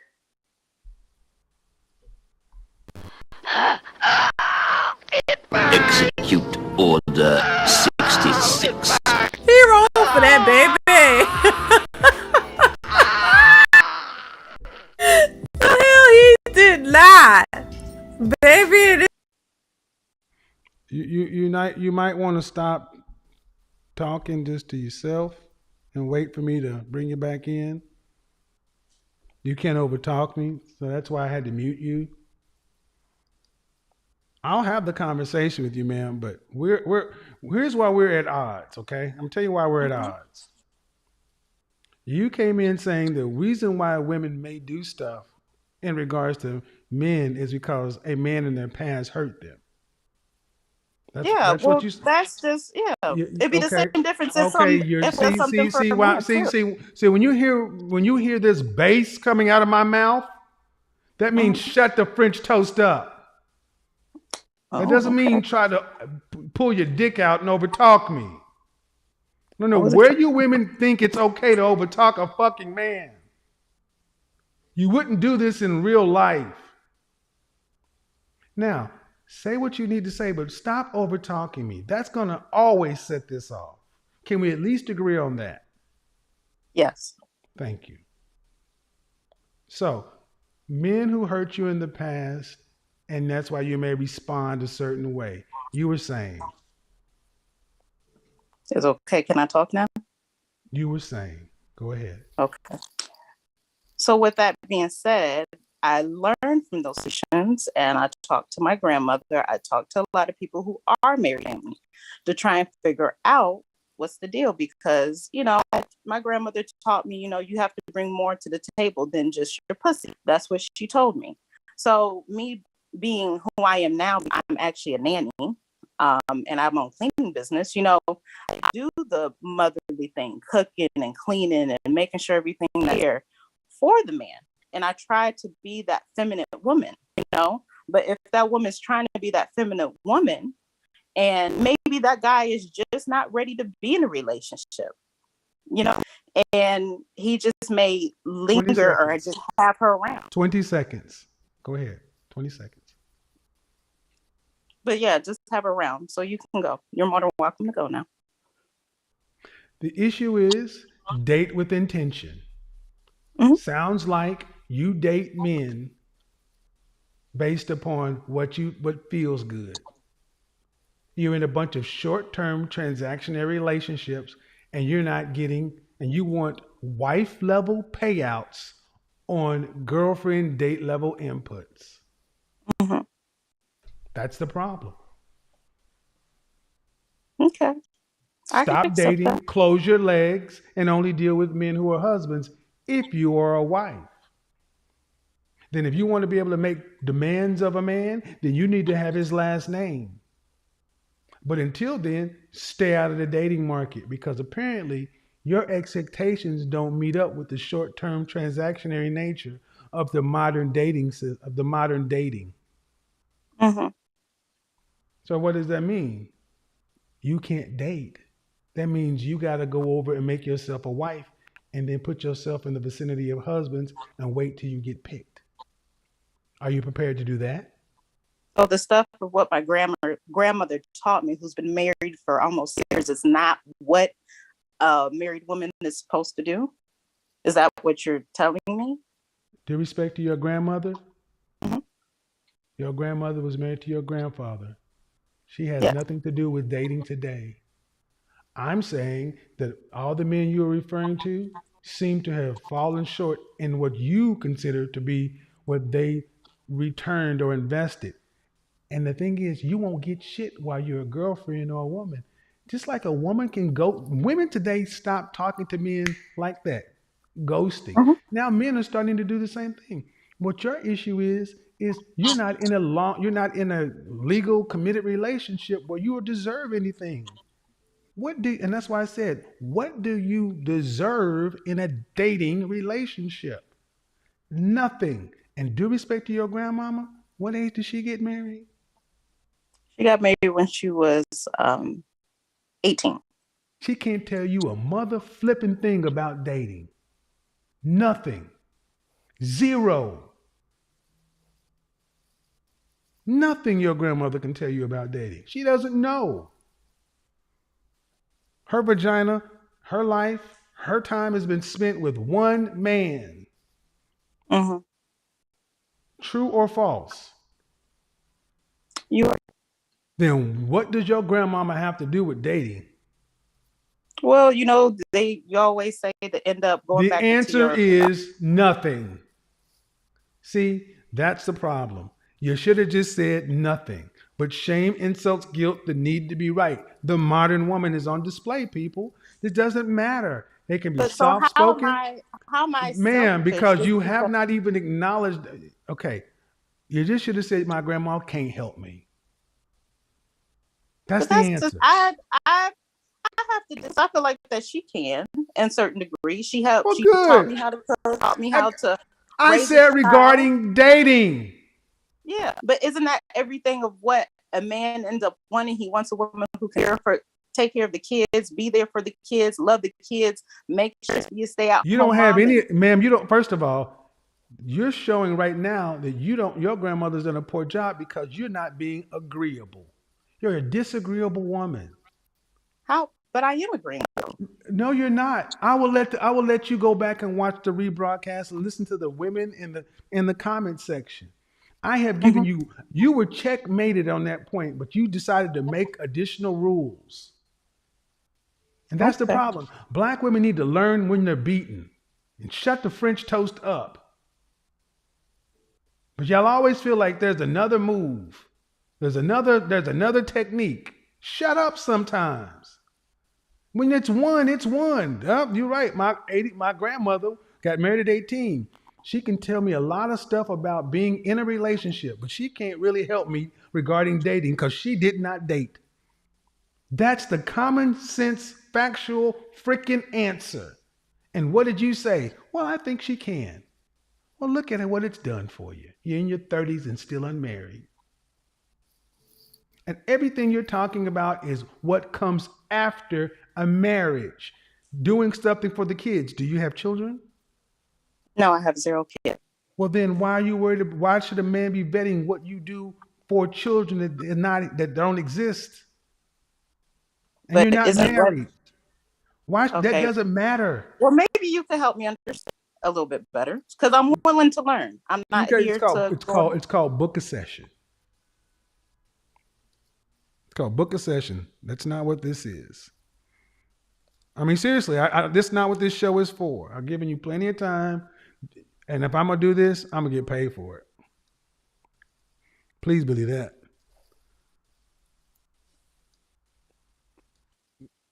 Hello, how are you? I'm good. Your first name? How old are you? What do you got for me on the topic? What are we talking about? We're talking about how Black women are being marketed strategic singlehood. Go ahead. I think what I realized also is that we women, no matter what the race, have a hard time because we are attached to the generations before us, our aunts, our mothers, grandmothers. We have a hard time unattaching ourselves to their morality and thinking that, oh, I don't love you the same or an equal amount just because I don't think the same. So I think that is a starting root in being able to think differently on the relationship scale. I would also say... Hold on just a second. I'm going to be honest with you. I don't understand what you just said. So do me a favor. Talk to me like I'm a 4-year-old or a Cocker Spaniel. Use real simple words. Talk to me like I'm 4. Talk to me like I'm 4. Okay, for layman terms, me, my mother and father met each other at 11, have 5 kids together, got divorced. I, growing up, knew I could not go to my mother for a relationship because she did not date and her relationship failed. So I knew early, and we used to joke at that. Honey, I can't come to you for a relationship advice because you're not experienced. But the love that I have for my mother did not decrease. Like there are women that will not to their mother, will not admit, like the woman that was just speaking, I still go to my grandmother, even though she doesn't have proper dating experience. Do you realize that you're using so many words? I mean, I'm not trying to be funny. I know, but do that. But you ladies, you talk. I know so women do that much. I don't understand what you're saying. I really don't. That's why I'm like. That's why I asked you to make it simple. But what I do know is, how old are you? 27. And you're not in a relationship, right? I am. But you're not married? We're not married. No, that's it. Okay. It's not a trick question. Either you're legally married. No, I'm not married. No, I'm not. So, how long have you guys been together? 4 years. And how old is he? 34. What's the holdup? We're not big on systematic marriaging. We plan on, marriage ceremony, but we're not rushing to do things, that route. So what route are you going to do them to get you the outcomes and protections? No. No, no, we no, like no, no, no. we plan on it, I'll but let you we speak. weren't rushing. I'll let you speak. Don't overtalk me. That is one thing that I don't get you ladies. I have a big voice. You're not big on traditional. Okay, what are you planning on doing that's going to get you the outcomes of traditional relationship or marriage? The benefits. Um, so everything between us is unified. We don't do anything independently. Um, I would say that. Why are you okay? So were you born in the United States? Yes. Was your boyfriend and significant other? Was he? He is of Jamaican. He is native to Jamaica, Okay, but but he you was live in born in this the United country. States. Hmm. Why are you not? Why are you not all right with the tried and true method Well, that's of marriage? interesting. We do plan on moving out of this country. All right, Actually, but you're here. and this is also a thing that All holds right, get Black. off my phone. Get off my phone. I don't want to hear this bullshit. Go live on planet Click Clock with Zunev. Get off my phone with this stupid shit. I have zero patience for this new wave bullshit. Hello, how are y'all doing? I'm back. Marisol, and the other lady. How are y'all? Doing good. How are you? Oh my gosh. Doing well. If I may, one. Mm-hmm. You guys are a little behind, but go ahead. I'm sorry, guys. My patience for that bullshit. I'm just not. I get tired. Let me say something. I'm gonna come back to you, ladies. I get tired of seeing middle class people, middle class Black folks, acting like they got so much to lose. I'm not going to submit to this white man's patriarchal system of marriage. We're going to roll up a twig and jump backwards over it and mushrooms and everything else. And we're going to get, this motherfuckers are average people making average money with all these new wave ideas. It doesn't work. It doesn't work. And all I hear, and maybe I'm wrong, I don't hear white, Hispanic, Middle Eastern, Asian, other people trying to come up with alternative methods. They do the shit that works. I'm sorry. Okay. Marisol, how are you? You were saying? I'm doing good. No, one thing that bothers me about women of all races that call your show, and they want to marry men that are, look, that's your thing, but it bothers me that women want to marry men that have money for money. Okay. If you marry a man that has money, but you're doing it for Go ahead. What happened to you? Did you mute yourself? Marisol. What happened to Marisol? She was about to cook. I can't hear you. She was saying that one thing that she doesn't like is women who come to marry men for their money. I get it. Testing. Okay. All right, I get it. So here's the punchline though. There we go. Go ahead. Can you hear me now? Go ahead.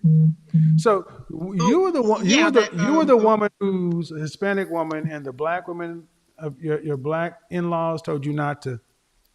The Black what was this? Let me go ahead and kick you from my stream. Don't come in here typing all that shit. What are you doing? I was coming here talking all that. I don't know. People just coming here typing. Sandra, did you have anything else you wanted to put in, or are we done? No, that was all. Thank you for having me on. I think it was a good conversation. I think there's going to be a lot of build on the things that we talked about. But do you have friends around you your age that want to get married? To be honest, my social circle is very small. Okay. I keep to myself a lot, to be honest. Okay. So That's cool. All right. Appreciate it. Have a good one. Thank Bye-bye. you. Bye-bye. You too. All right. Marisol, how are you? Go ahead. No, that it's women that want to marry men for money. I think that's gross, in my opinion. Okay. Now, if you happen to, of course, have, like I said, I have an 18-year-old. I would preferably would like her to have a man that can not just provide stability, provide. There's some men provide so many other things. Provision is not just about money. I just want to be clear. And but yeah, and I actually my husband has a Patreon, and I actually just posted something on the discussion board in the Patreon, and it speaks about how are we Generation Z and millennials and older millennials, are we raising our kids to be husbands and wives? No. And in general, we're not. No. They're well, being raised to be individual. Well, in general, they're being raised to be individuals. Sadly. No, and because I see that, it does concern me for my kids, because we are. I'm raising, my daughter is a wife, and even though she's 18, she's never, she lives with us. She goes to college, and our sons. My husband is mowing the lawn. They know pretty much how to fix a lot of things around the house. The thing is, you may raise a good son, but the question is, are women raising wives or their daughters? Like your in-laws. Your in-laws, the unmarried women who were telling you to sit down and let your husband serve you.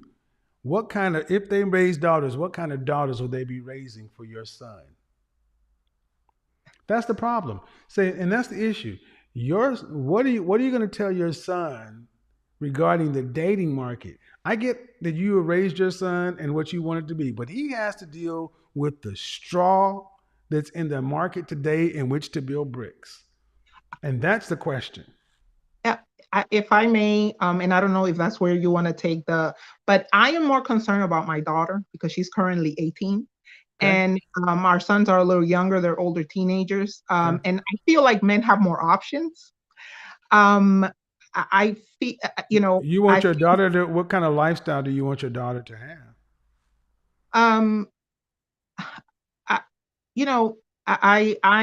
She has been raised to understand that that our purpose is a man. My purpose is my husband. And so a more traditional lifestyle. Oh yeah, we're conservative people here. Okay. Well,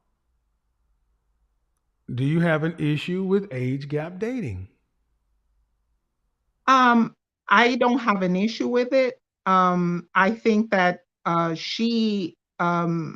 we've had the conversation, and she's still in, even if I have to work, even if I have to work, I'd rather somebody closer to my age. But I mean, I don't know. That's not okay. All right. And see, therein lies the issue.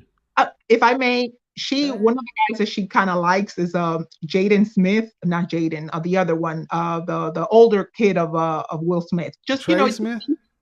Huh? Trey. And she's like, he's so cute, mommy. I'm like, he's 28. I didn't know he was 28. I'm like, yeah. But here's the problem. I talked to my daughter's in her early 20s. Husbands are over 30, sweetheart.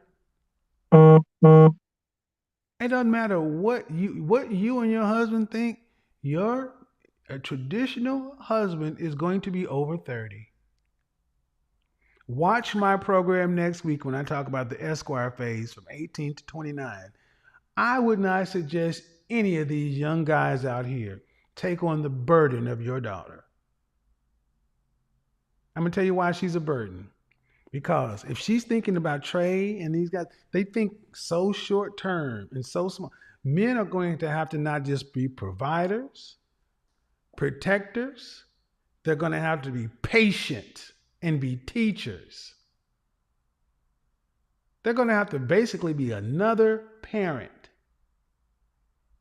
And you don't get that at 24. Now, the question is, how would you feel if your 22 or 23-year-old version of your daughter came through the door with a 35-year-old man saying, well, a 35-year-old man came up to you and said, I met your daughter and I want to do the right thing. I'm a marriage-minded man and I'm looking for a wife. I like your permission to court your daughter short term to see where this goes. Here's my resume. Here's my finance. He does the old school traditional thing. He's 35. She's 23. What you gonna say? I would be fine. I would Thank be you. fine. Because because you know at least he can provide. And that's my thing is, I wish more women would start telling their daughters that your husband is not your age. He is older. Your prom date is your age. Your husband is older because we don't live back in the times where my grandparents lived, where one income was enough for a wife and 4 kids. If you want traditional is older. She does, and we do. We Okay. don't. Well, that's a comment. All right, I appreciate it. Have a good one. That was a good conversation, and keep making your man play, and keep making Shirley and them mad. Shirley get mad every time she see you. I adore my. Put that plate down. Make them mad. They sitting over there on order 66. Execute order 66. Make them mad. Just piss them off later. Have a good one. Seriously, though. Have a good one. Bye-bye. Chicken, turkeys, rabbits, you name it. You know how many women sit around talking about, don't treat him too good. He gonna get the big head. All right. Next week is gonna be on fire. Next week, the men 18 to 35, they're gonna get some marching orders. I hope you guys take 2022 by freaking storm. No mercy, baby. Straight up modern, sexy mercenaries. That's right. 18 to 29, your goal is no sexually transmitted diseases, no babies. You're taking scalps, 18 to 29. You're taking scalps, 18 to 29. That's right. 18 to 29 years old, you're taking scalps. You coming in with war stories, because I hear all these women talking about, ooh, I want a nice guy and this and that. No. They reward the chads. They reward the buttholes. You're taking scalps, 18 to 29. That's what you guys do. All right, let me read some of these super chats. Let's see what's going on. I got to take these computers in to get them serviced. There's all kind of stuff going on over on this side. But we'll get through it. Be taking the show on the road, on the calendar, Miami, LA, Las Vegas. Those are the next cities. Miami, LA, Las Vegas. So, if you are in Miami, be prepared. If you're in Beverly Hills area, be prepared. And then if you're in Las Vegas, be prepared. But here's what I'm also want to do. I'm going to say, hit that damn super chat. Come on, folks. Shout out to Luke Hazley and A-Free came through. I'm going to tell you right now, Men's Week, bring your pennies, nickels, dimes, and quarters, because Men's Week, I want to see the super chat lit up, the PayPal lit up, the Cash App lit up.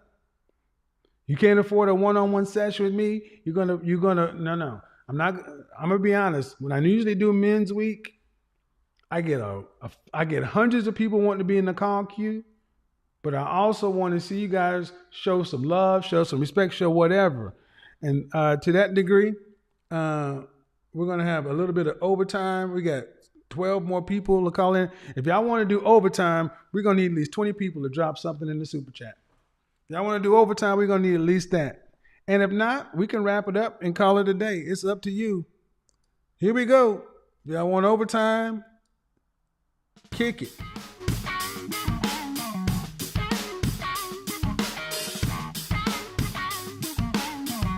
Overtime, overtime, overtime. Come on.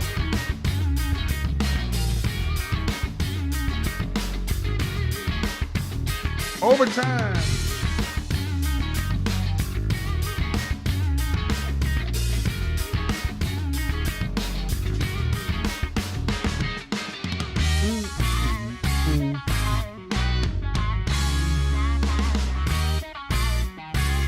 He said overtime. Hey. Kick it. So when this is all, when I get my new spot, all this is gonna have to set up, have another chair over here.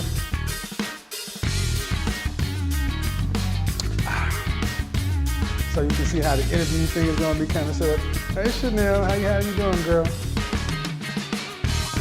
Overtime. I love this space.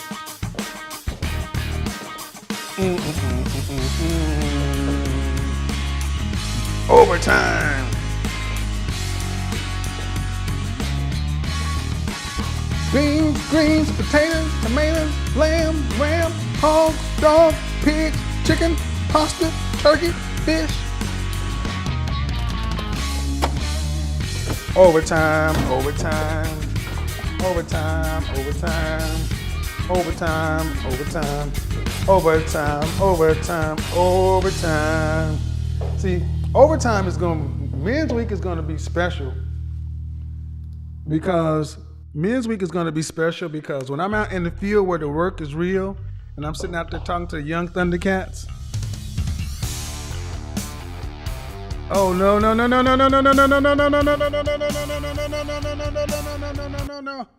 Ah, I gotta cut that out. Freaking copywritten song. I gotta cut that out because it's gonna hit that thing. That was Tool. My Worn Swamp Song. Removed from playlist. My warning meant nothing. You're dancing. Let's get over here. In quicksand. All right, answer some questions real quick. Shout out to Cordell Nelson in Atlanta. If you're in Atlanta and you are a young professional starting out, blue collar, white collar, doesn't matter. Or if you're a woman here in Atlanta and you're beauty, brains, business. Yep. I'm going to be doing more in-person interviews. Some in Studio A. Most will be done on site in the new location. Read some of these questions out here. Let's hit that overtime. Why the overtime we're going to start up talking about, let's go ahead and lead into next week. The Zoom line is open because I was telling the sisters that you're being targeted. You're being targeted to be the beast of burden. Y'all are going to be, single women are going to be the working class, okay? That's the real talk. You're going to be the ones working while while the other women are sitting around with their home-based businesses with their men. And see, for the young men out here, 18 to 29 and 30 to 40, that's why I'm really focused heavily on Men's Week. 18 to 29, live in a major city, no sexually transmitted diseases, no babies. Build that network. Straight up mercenary. Look, you guys have been around on these YouTube streets for years. And you've heard male nature is this, female nature is that, men do this, women do that.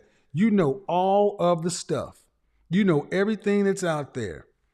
I want you to act on it. I want young men to be just as ruthless, just as selfish, just as me-minded as the women you're going to be dealing with. Just as cold, just as calculating. It is blood sport. I'm not going to send you out into the field telling you to be a nice guy, when women have guys saved as dominoes and light bill, French toast that. You're going to go out into the field and learn. But the thing is, not only are you going to, when you spend your time interacting with women, you're not going to be doing it in a way that's going to cost you your network long term. See, there's a way you do this. And the way you do it is, guys, 18 to 29, you got to stop being indirect. You got to start being direct with women. Stop telling women you want a girlfriend when you just want to smash. Stop telling somebody you're looking for a long-term relationship when you just want to exchange some happy time. See, 18 to 29, the key to get to 30 and beyond is not be lying to women. Women are far more down in the young years than a lot of you young guys believe. You think that you got to be Chad Thundercock in order for women to really want to be down. No. I'm going to tell you right now, I was never the bad boy, but I always had my options because I told women the truth. I would roll up on women just like this. I don't have no rap. I don't have no Mac. I'm just looking for a little conversation. Short time, not a long time. You interested? You would be surprised at how many women would be willing to say, all right, fall semester, spring semester, the summer's here. Let's kick it for the summer. I kicked it with more baddies during the summertime that I couldn't have hollered at during fall and spring. She was with the captain of the football team or with the guy that was working downtown. But the summertime, all mine. You got to learn how to be straight up with women. If I had to invest in one thing as a young man, you don't need to have on suits. Do not dress like me in your 20s. You look out of place and silly as fuck because you can't afford to rock a suit like I rock. Now, you can go to Suit Supply and get you some cool suits to do job interviews, but this is too much for 18 to 29. So if you guys want me to do Men's Week, here's what I'm going to ask from you men. And I'm going to look in the analytics. I'll give you your Men's Week content, but you must watch my pre-recorded videos. If my pre-recorded videos are not showing the analytics that I want and I need, because if I'm going to show you how to dress and how to carry yourself 18 to 29, you motherfuckers better watch these videos. Don't just show up for the live stream and take notes and watch the interactions. Because I want you to do something. I want you to get out and get you what you need. You only need one suit for the average guy between 18 and 29. If you're a professional, 3. Black, gray, blue. And honestly, black is kind of Finances, fashion, fitness, females. The 4 F's, the 4 horsemen: finances, fitness, fashion, females. My Esquires, write it up. Where are my Esquires? To my Esquires in the chat room, write it up. Moderators, my young Esquires: finances, fitness, fashion, females. Hello. We're gonna do this. Hello, RCA. How are you? I am well. How old are you? All right. What's your question?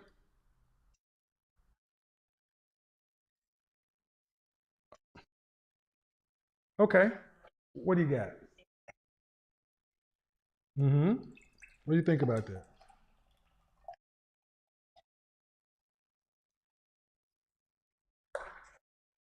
Okay.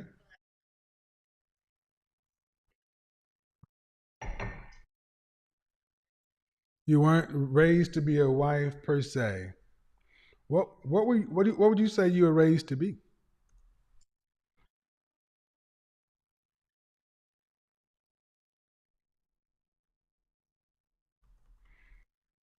Were you raised to be an individual?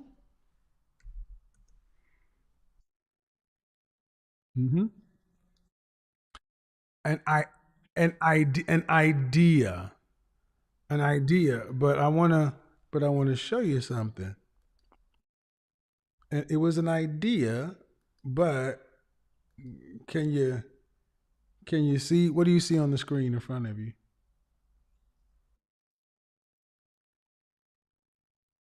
January 9th, 2022. Defying stereotypes, single life for black women is often purposeful and freeing. Let's skip down to the bottom. Singlehood is very complex. Enacted strategically, it's preferred over misogynistic partners and restrictive gender roles, and it's filled with infinite possibility. Collectively, these findings upend dominant notions of black women's singlehood as an unwanted or evidence of dysfunction. I spent the better part of 30 minutes breaking down how singleness has been promoted to women in general. Black women have been hyper consumers of it. It's leading. This is a Hispanic woman writing an article in Psychology Today talking about the positive benefits of being single. Would you consider that marketing?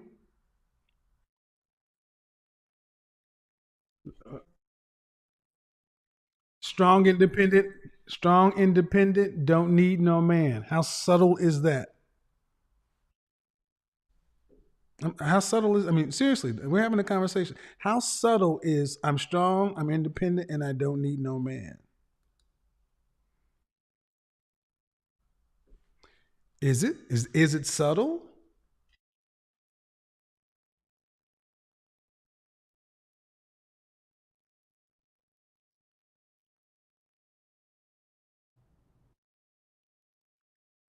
I get it. It doesn't come. Okay. Did you go to college? Was it a predominantly white institution or was it HBCU?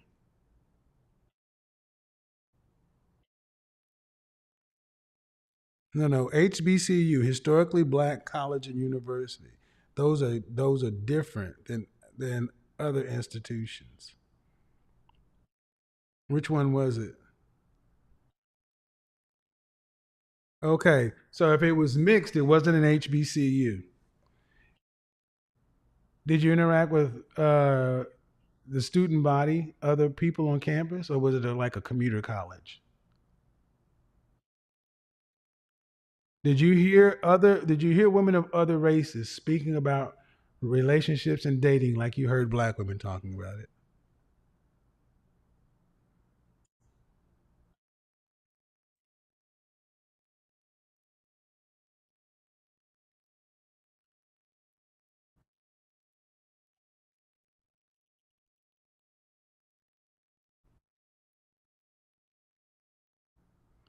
Because because the way women, young black women, see, because it's not done with violent imagery, it's done in this way. I'm gonna show you how it's done, how it's marketed to black women. I'm gonna show you myself. It's done this way. Defying stereotypes, single life for black women is often purposeful and freeing. Doesn't that sound incredible? Doesn't that sound nice? Um, Even if they want to eventually marry, even if they want to marry eventually, these women often lead purposeful single lives in which they pursue life goals that are important to them. Doesn't that sound doesn't that sound like a great, wonderful thing? For many of the black women, single lives are intentional and beneficial. Singlehood is in and of itself a strategy for managing one's broader life goals and responsibility, one that affords participants more control over their time, resources, and relationships to men. Hold on. The intentional practice of enacting and maintaining one's single status for the purposes of growth, safety, and exploration. Go read this article and listen to how they talk about relationships, single versus relationships with men. Anytime they talk about relationships, it's fear. Fear, scare. He may abuse you. It's what did it talk about where single lives are often lives of freedom and security, while being by living single, a woman felt like that they are also more likely to be safe from violence and instability and spared problems of money, lying, and the problematic management of the home and emotional inconsistency. They were not saying that all romantic partners pose risks, but that they are living single and they were more likely to be safe from those risks. Ma'am, if that is not an example of marketing singleness to women, that's in Psychology Today. And that's how Black women have been talking about marriage and relationship. And you wonder why when you reach your work world, when other women are going off to get married in their 20s, Black women are going off to Jamaica.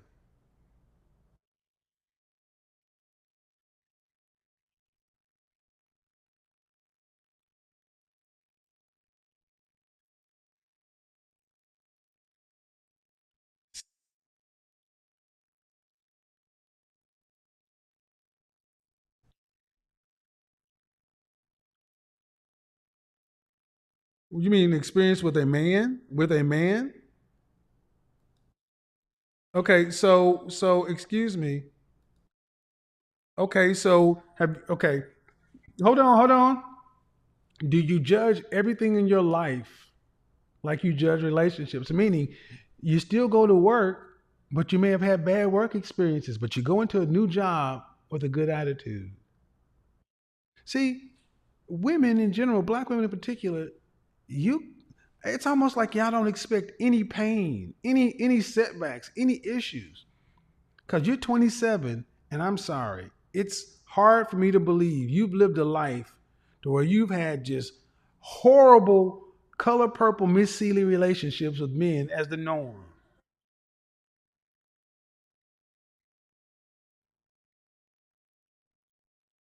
Yeah, but the fact that you said I don't need no man, I don't need all this other, I don't need all that, that doesn't map.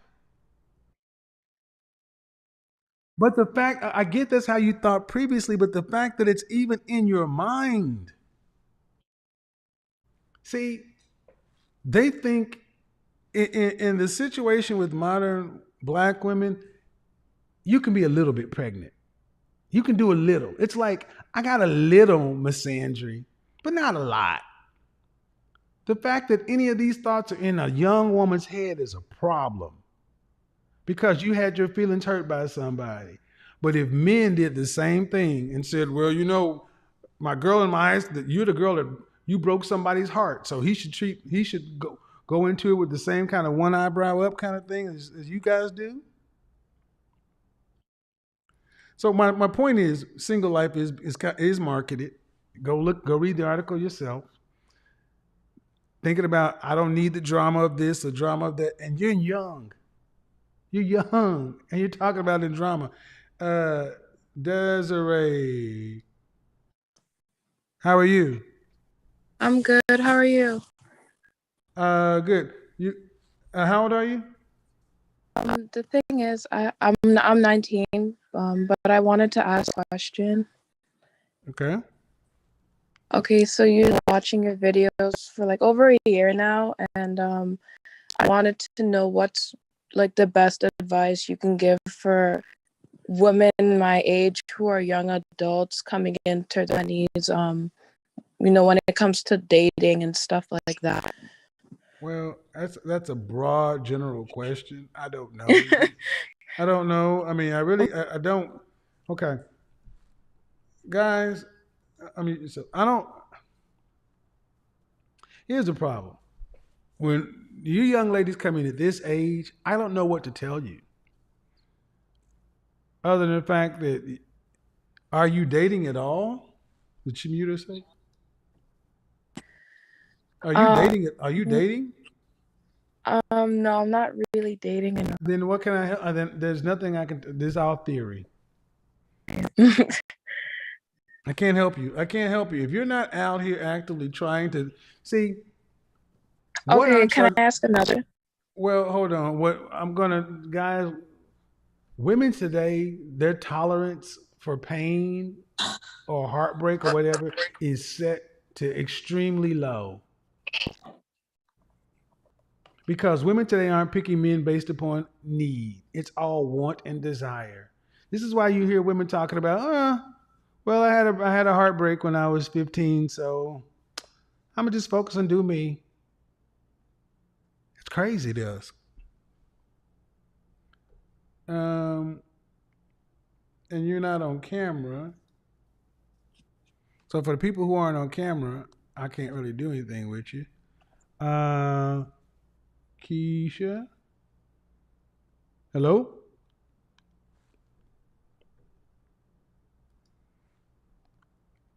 Keisha. Okay. She's not saying anything. You got to say something. I am. Can you hear me? Is my mic on? Now it is. What do you got for me?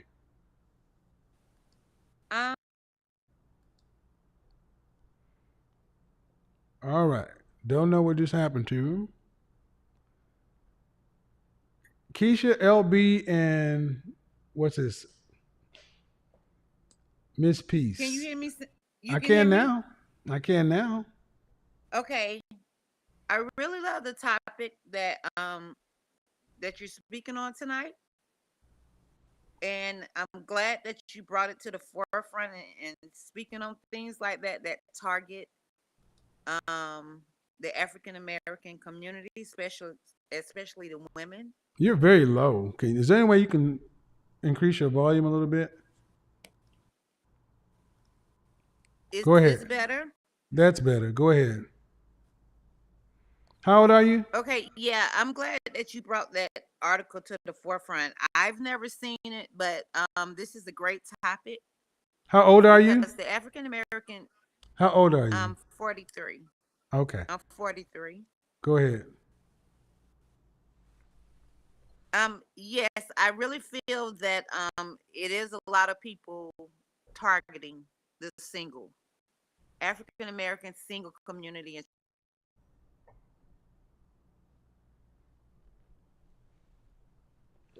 I don't know what keeps going on with her audio. Don't know. What keeps going on with Keisha's audio? LB, what's going on?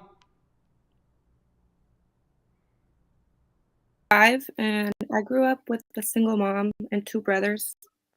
And she pretty much pushed on me to be very independent and work and study. And she never really agreed so much with dating so much. And now that I am 25 and I'm like, where is my life going? Like, I'm not really a career type person. But watching the show has given me a lot of information, and I feel like it's not just, I mean, it's in all communities, but I'm Brazilian and my mom is obviously Brazilian, and she's really pushed that on me. So it's just been good information that I've gotten from you. But I'm also struggling with what I should do next in order to How old are you? find pretty much How old what are I'm you? How old are 25. you? Hold on. 25. Now, one thing I need you ladies to do is I'm trying to have a conversation, and you got everybody kind of comes in and gives a little monologue before they get to the question. Do you have a question that you're trying to ask? And if so, what is it, so I can kind of get to it? So what would a person who didn't have a father figure do in order to find that? Like without a mother, like a wife. My mom was not a wife, so just pretty much find a father figure? No, to find a husband without knowing what that. All right, I got you. Now I'm gonna get to the next person too while she's still here. Miss Peace, you want to know what to do to find a husband if you weren't raised with a father. How are you? Hi, how are you? Good. How old are you? I'm 38. What do you think about the topic I brought up regarding singlehood being marketed to Black women? I think that is wonderful, and I think that is something that doesn't get spoken about enough, actually. You know, I think that that's what most of the TV shows that are marketed towards us, like Harley Living single. Sisters, Living Single, Girlfriends, sisters. Yeah. All of those things, it puts us out there in such a way that says, hey, don't worry about a man. You know, you got your homegirl. So like, just y'all get together and care for each other. And that's enough. That's enough for your life. Just like when I was talking to the young sister that was 27, and she said, I don't think it's marketed to us. It's because it's marketed to you guys in a professional Sex in the City kind of way. This has been a plan since the 60s to sell women products. Cosmopolitan magazine, the chief editor of Cosmopolitan magazine, wrote a book called Subverted about how she felt guilty about lying to women for reproductive choice and sexual freedom and all this other kind of stuff. So, but the thing is, unfortunately, during the civil rights movement in the 60s, this is my opinion, feminism was used, in my opinion, to blunt the gains of the civil rights movement. And unfortunately, you can even look at Miss America, this miniseries with Betty Verdin and all this other National Organization for Women, ERA, in the 70s. Black women are going to have to come to Jesus and recognize that their mothers, their grandmothers in the civil rights struggle were offered feminism, and they took the gains from the civil rights movement that was supposed to be for the Black community and kept it for their individual selves. You go back in your community, your family tree, and I can almost guarantee you that any family property, any family homes, anything like that was probably liquidated by the women in baby boomers. The female baby boomers of your family probably got rid of everything. The stuff that was passed down. So Generation X had no inheritance. Millennials got nothing. So Generation X, millennials are all starting from zero. Every bit of gain was nuked by the baby boomer generation, which is going to go down as one of the most selfish ass generations in the history of human beings. They made a lot of accomplishments too, but Jesus H. Christ, they're like locusts, and we're still dealing with them because they're all aging out. They're the largest part of senior care and everything else. So, and why is it marketed this way? It's because they haven't given up the reins of power. That's why you still got people in their 70s and 80s still in the Black Power movement. Go on somewhere, sit down for the next group of people. So I hope you sisters start having more conversations with each other about how this life was marketed to you guys, so you can start undoing some of the damage that's been done. Why is that so important? Why is that so important? Because if women don't start understanding that you don't market single life to women and saying, yeah, at 55 you'll be alone with a dog and your middling career and your and your arthritis and your diabetes. No, they don't show that. They don't show the things I show. The woman who is 53 years old, who lived with her mother and her grandmother, who had 2 degrees, and said she was 2 weeks from being homeless. I am going to keep bringing this up because I got really lambasted in 2021 for hating Black women. How you going to tell that woman she's going to die alone? Because the plan is out there to make y'all the workhorse of the world. And the funny thing is, you think it's freedom. You're the only in the animal kingdom.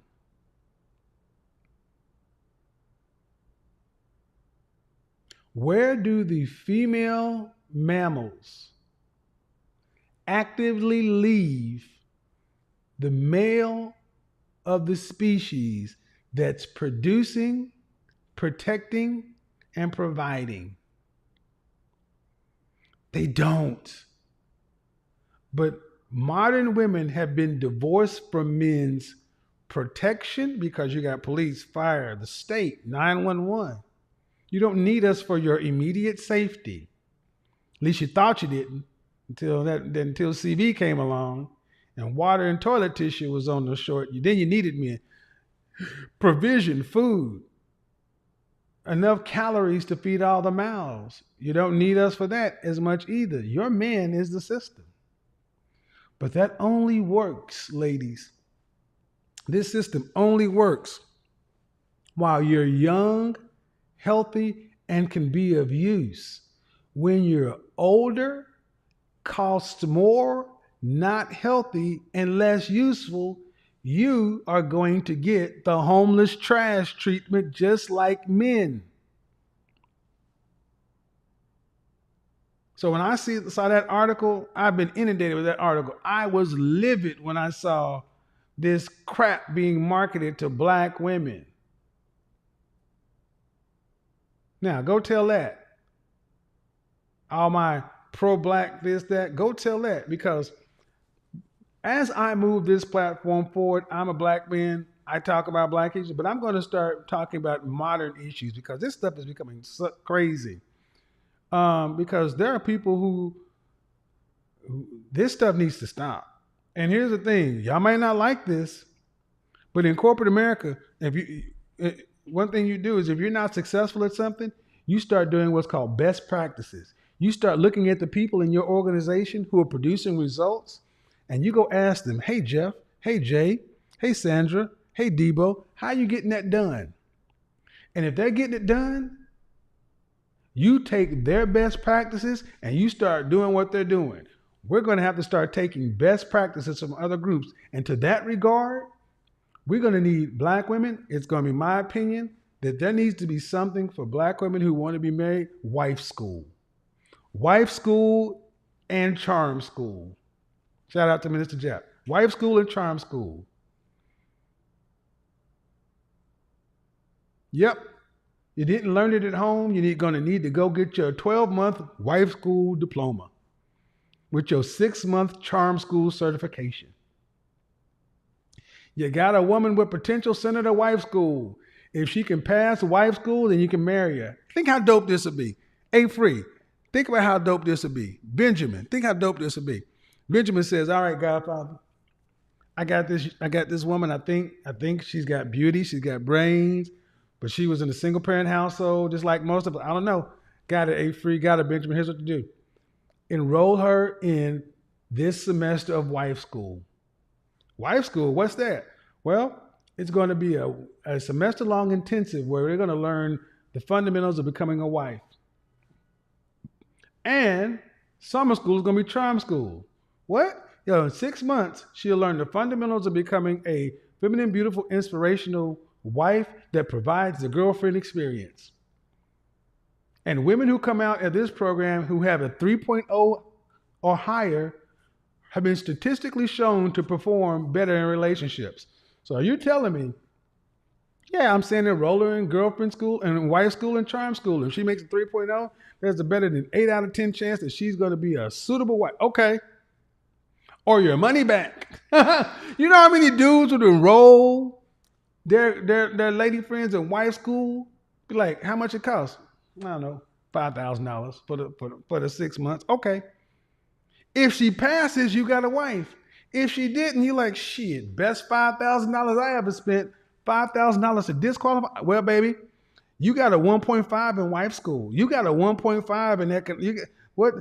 You got an A in twerking and dropping it's like it's hot, but you gotta I don't need a cookbook. You got a C and not needing a cookbook, and you got a D and smiling and temple and shoulder rubs. How you feel shoulder rubs? Well, I can't marry you. Can you imagine if you treated women like, because think about it, whatever college they went to, they had to make a certain minimum in the SAT. They had to have a certain GPA to get in it. Hell yeah. You know how many men would be like, hey guys, meet my girlfriend. Where'd you meet her? Oh, I met her over at Whole Foods. Man, how do you know she's thorough? Dude, she's a 2022 graduate of wife school, and she went to the charm school. She did? Oh man, I heard they produce some hellified new hires over there. What? What? Yeah. Oh, okay. Shit. I'm telling you, boy. Boy. And here's the thing. Our Godfather. They go to wife school and charm school. Then they get married and then they pull up the Dulo twist on you. They didn't read the fine print. If a woman voids the wife school, charm school contract, she opens herself up to our cleaner clause. What's our cleaner clause? The cleaner clause means she is open herself up to be put up on the don't date her list. The FBI's 10 most wanted, the women who went to wife school and charm school who turned out to be modern women. Person number 1, Brenda. Brenda was a 2022 graduate of wife school. She graduated summa cum laude. She graduated magna cum laude in charm. But 18 months into her marriage with Keith, she was found to be just as ratchet as Keisha. She had this ratchet outcome, that ratchet outcome. She even filed for divorce. Keith, however, got custody of the children, has her own child support. Now she's on the list. Could you imagine if it went out there like a review and you couldn't erase it off the internet? I mean, it's like a boom. Everybody that she dated afterwards. Hey, how you doing? Brenda. I heard about a Brenda. She was on that don't date her list. Oh, Brenda, you got 1-star reviews. I can't date you. Could you imagine how many women would start acting right if their dating history was written up like Yelp reviews, and like all of her significant relationships could write a Yelp review on her? Holy shit! Y'all know how dope that would be? They'll be like, man, I was about to take this chick out to dinner, man. I looked at her, she had like 6 1-star reviews. Oh man, I read this one review where dude took her to a restaurant, spent like $400, and she gave him a side hug. Side hug is an automatic 1-star. We come up with our own lingo. Hey man, she's a side hugger. I mean, you run her coochie coupon, she is in $18,000 worth of coochie debt. Oh my God, I'm going to hell. You guys encourage this shit. Stop it. Stop it. You should stop encouraging this behavior. Your Godfather's on your side. Trust me. Everything I do on this channel is for men and the women who want to be with men. This is a men's platform. I am there for my brothers, my young esquires, young thunder. You know, I'm still trying to come up. Bachelor I'm coming up with the lingo, but just like modern women, there's a version for modern men. And I may call it modern men. I thought about contemporary men or avant-garde, but that's too much. Being a modern man is you can be masculine, you can have masculine frame, but we have to honestly say that we are different than we were 75 years ago. We're not going to be the John Henry, John Wayne, rough and tumble. That's not us. But that does not mean that we cannot have just as much prestige as whatever. And being a modern man means understanding the world on its terms. And that's understanding female nature and male nature and acting accordingly. No romantic notions of, well, I'm different, she's different. No. Become like Hugh Hefner at 70 plus years old when that reporter said, Hugh, you do realize the only reason these young, hot, beautiful 20-year-old, 18, 20, 21, however old those, they're all legal. You do realize the only reason they're over here is because of the money of the Playboy Mansion and the connections or whatever. You know, they're not really here for genuine desire and lust. And Hugh Hefner, like I said, the shot that was heard around the world, he said, I don't care why they're here. I just care that they're here. And men who care that they're here and don't care why they're here can divorce themselves of this whole I care about genuine desire and lust and this and that. No, you got a higher calling. Worrying about if she really like you or don't like you. Think Tom Likas cared about what a woman thought about him? Tom was like, look here, man, I look like I do. I'm built like I am. And there's no way I could have a woman as hot as her. I don't care what she think, and I don't care if she says, y'all care too much about. See, the funny thing is, here's the hypocrisy in a lot of stuff in men's movements. We say that it's this way, and men are this way and women are that way. But if you really did not care about what women really thought, then transactional tricking or whatever would not be that big of a deal. You know what? I may do that show tomorrow. I may do the tricking show tomorrow instead of at the end of Men's Week.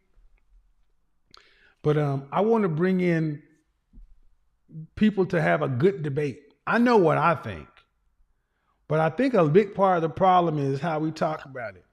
But I'm sorry.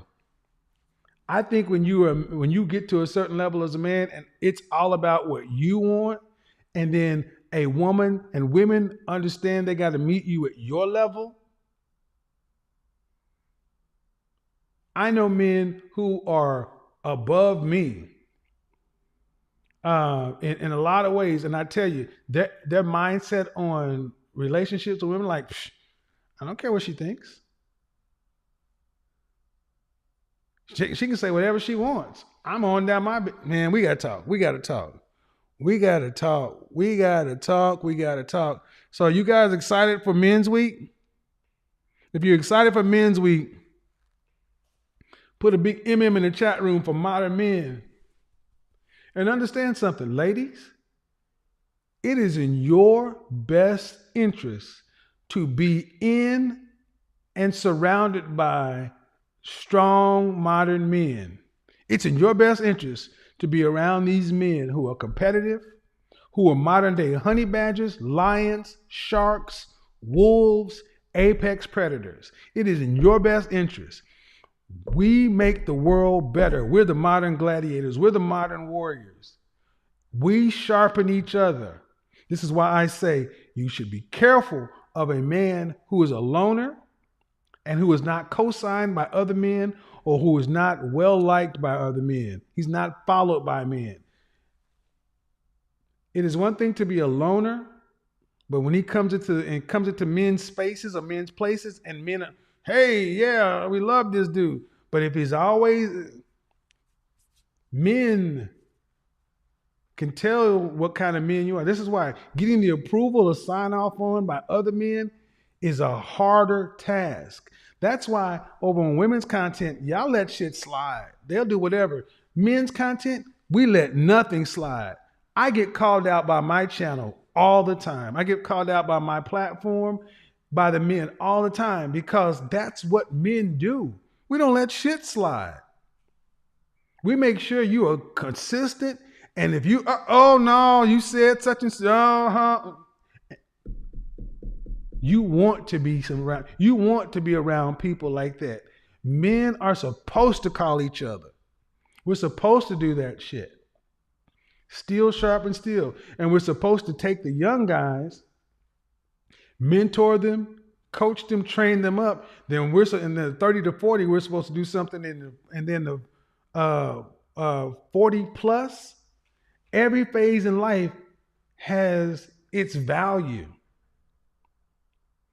See, this is why you see me at 52. You don't see me trying to run around like I'm a 20-some-odd-year-old dude. What the fuck? That would be stupid as shit. Me trying to be a young dude. I am fully my age, but I like it. Because at every decade of a man's life, there should be something to look forward to. And that's what makes men worth being around. When every decade of a man's life, men have something to look forward to, new challenges, new things to conquer, nothing worse than seeing a caged lion or a grass-eating lion or somebody that has nothing to go after. We're gonna talk about it. We're gonna talk about it. We're gonna talk about it. Next week, get your game up. Yeah, we call out the BS. We supposed to. And ain't nobody above reproach. How many times have you guys heard me say, I want to get rich by helping people get what they want, and I don't need to be the star of everything? Oh, man. We get there together. Men, like I said, the book of Boba Fett, chapter 4, you can only get so far without a tribe. Men, trust your Godfather. It's not just your Godfather. You must have a tribe. You must have a tribe. No tribe, you're already dead. No tribe, you're already dead. So, all right then. I will talk to y'all later. Appreciate it. I'm still not 100% back yet. Well, we'll get there. I got some more system stuff I'm working on. Got some more stuff coming in. Yeah. We're going to get there this year. This is going to be a dope year. And I really want to take it and pay it forward when I get out in the field. Like I said, I'm still getting caught up from being out for almost 3 weeks. But I love getting out in the field and working amongst the guys and then getting interacting amongst the ladies. I love being around beautiful women, especially beautiful. And here's my other commitment. I'm sorry. I'm going to bring beautiful women around to have a conversation that can challenge me, that can challenge my point of view. I want those conversations. Now, that makes for better content. Like Steven Crowder, when he would go to the college campus and say, the gender pay gap is a myth, change my mind. I like that idea. I'm going to use it myself. Change my mind. We only get better by engaging the kind and caliber of woman who we could actually see ourselves kicking it with and having the conversation. That's the content. I want you guys to see the kind and caliber of woman you want to deal with, and we have the conversation because it helps to change other people's minds. Now, in your personal life, I wouldn't suggest doing that in your personal life. Your personal life should be about peace. You're not a content creator. You're not an influencer. Your personal life, your woman should provide you the girlfriend experience and peace. But as far as entertaining content, that's why this content continues to evolve. It's going to always evolve. It's going to always improve. I'm going to try things. The things are going to fail. Some things will stay. Some things will go. Because you can't keep having the same conversation. Men are this way. Women are that way. That. It has to evolve. All right. Shout out to the MMs. I will come up with new names, everything else. Guys, go get your prepaid Walmart card. Hit the super chat next week, Men's Week. Show your Godfather some love. Till next time, peace out. I am gone.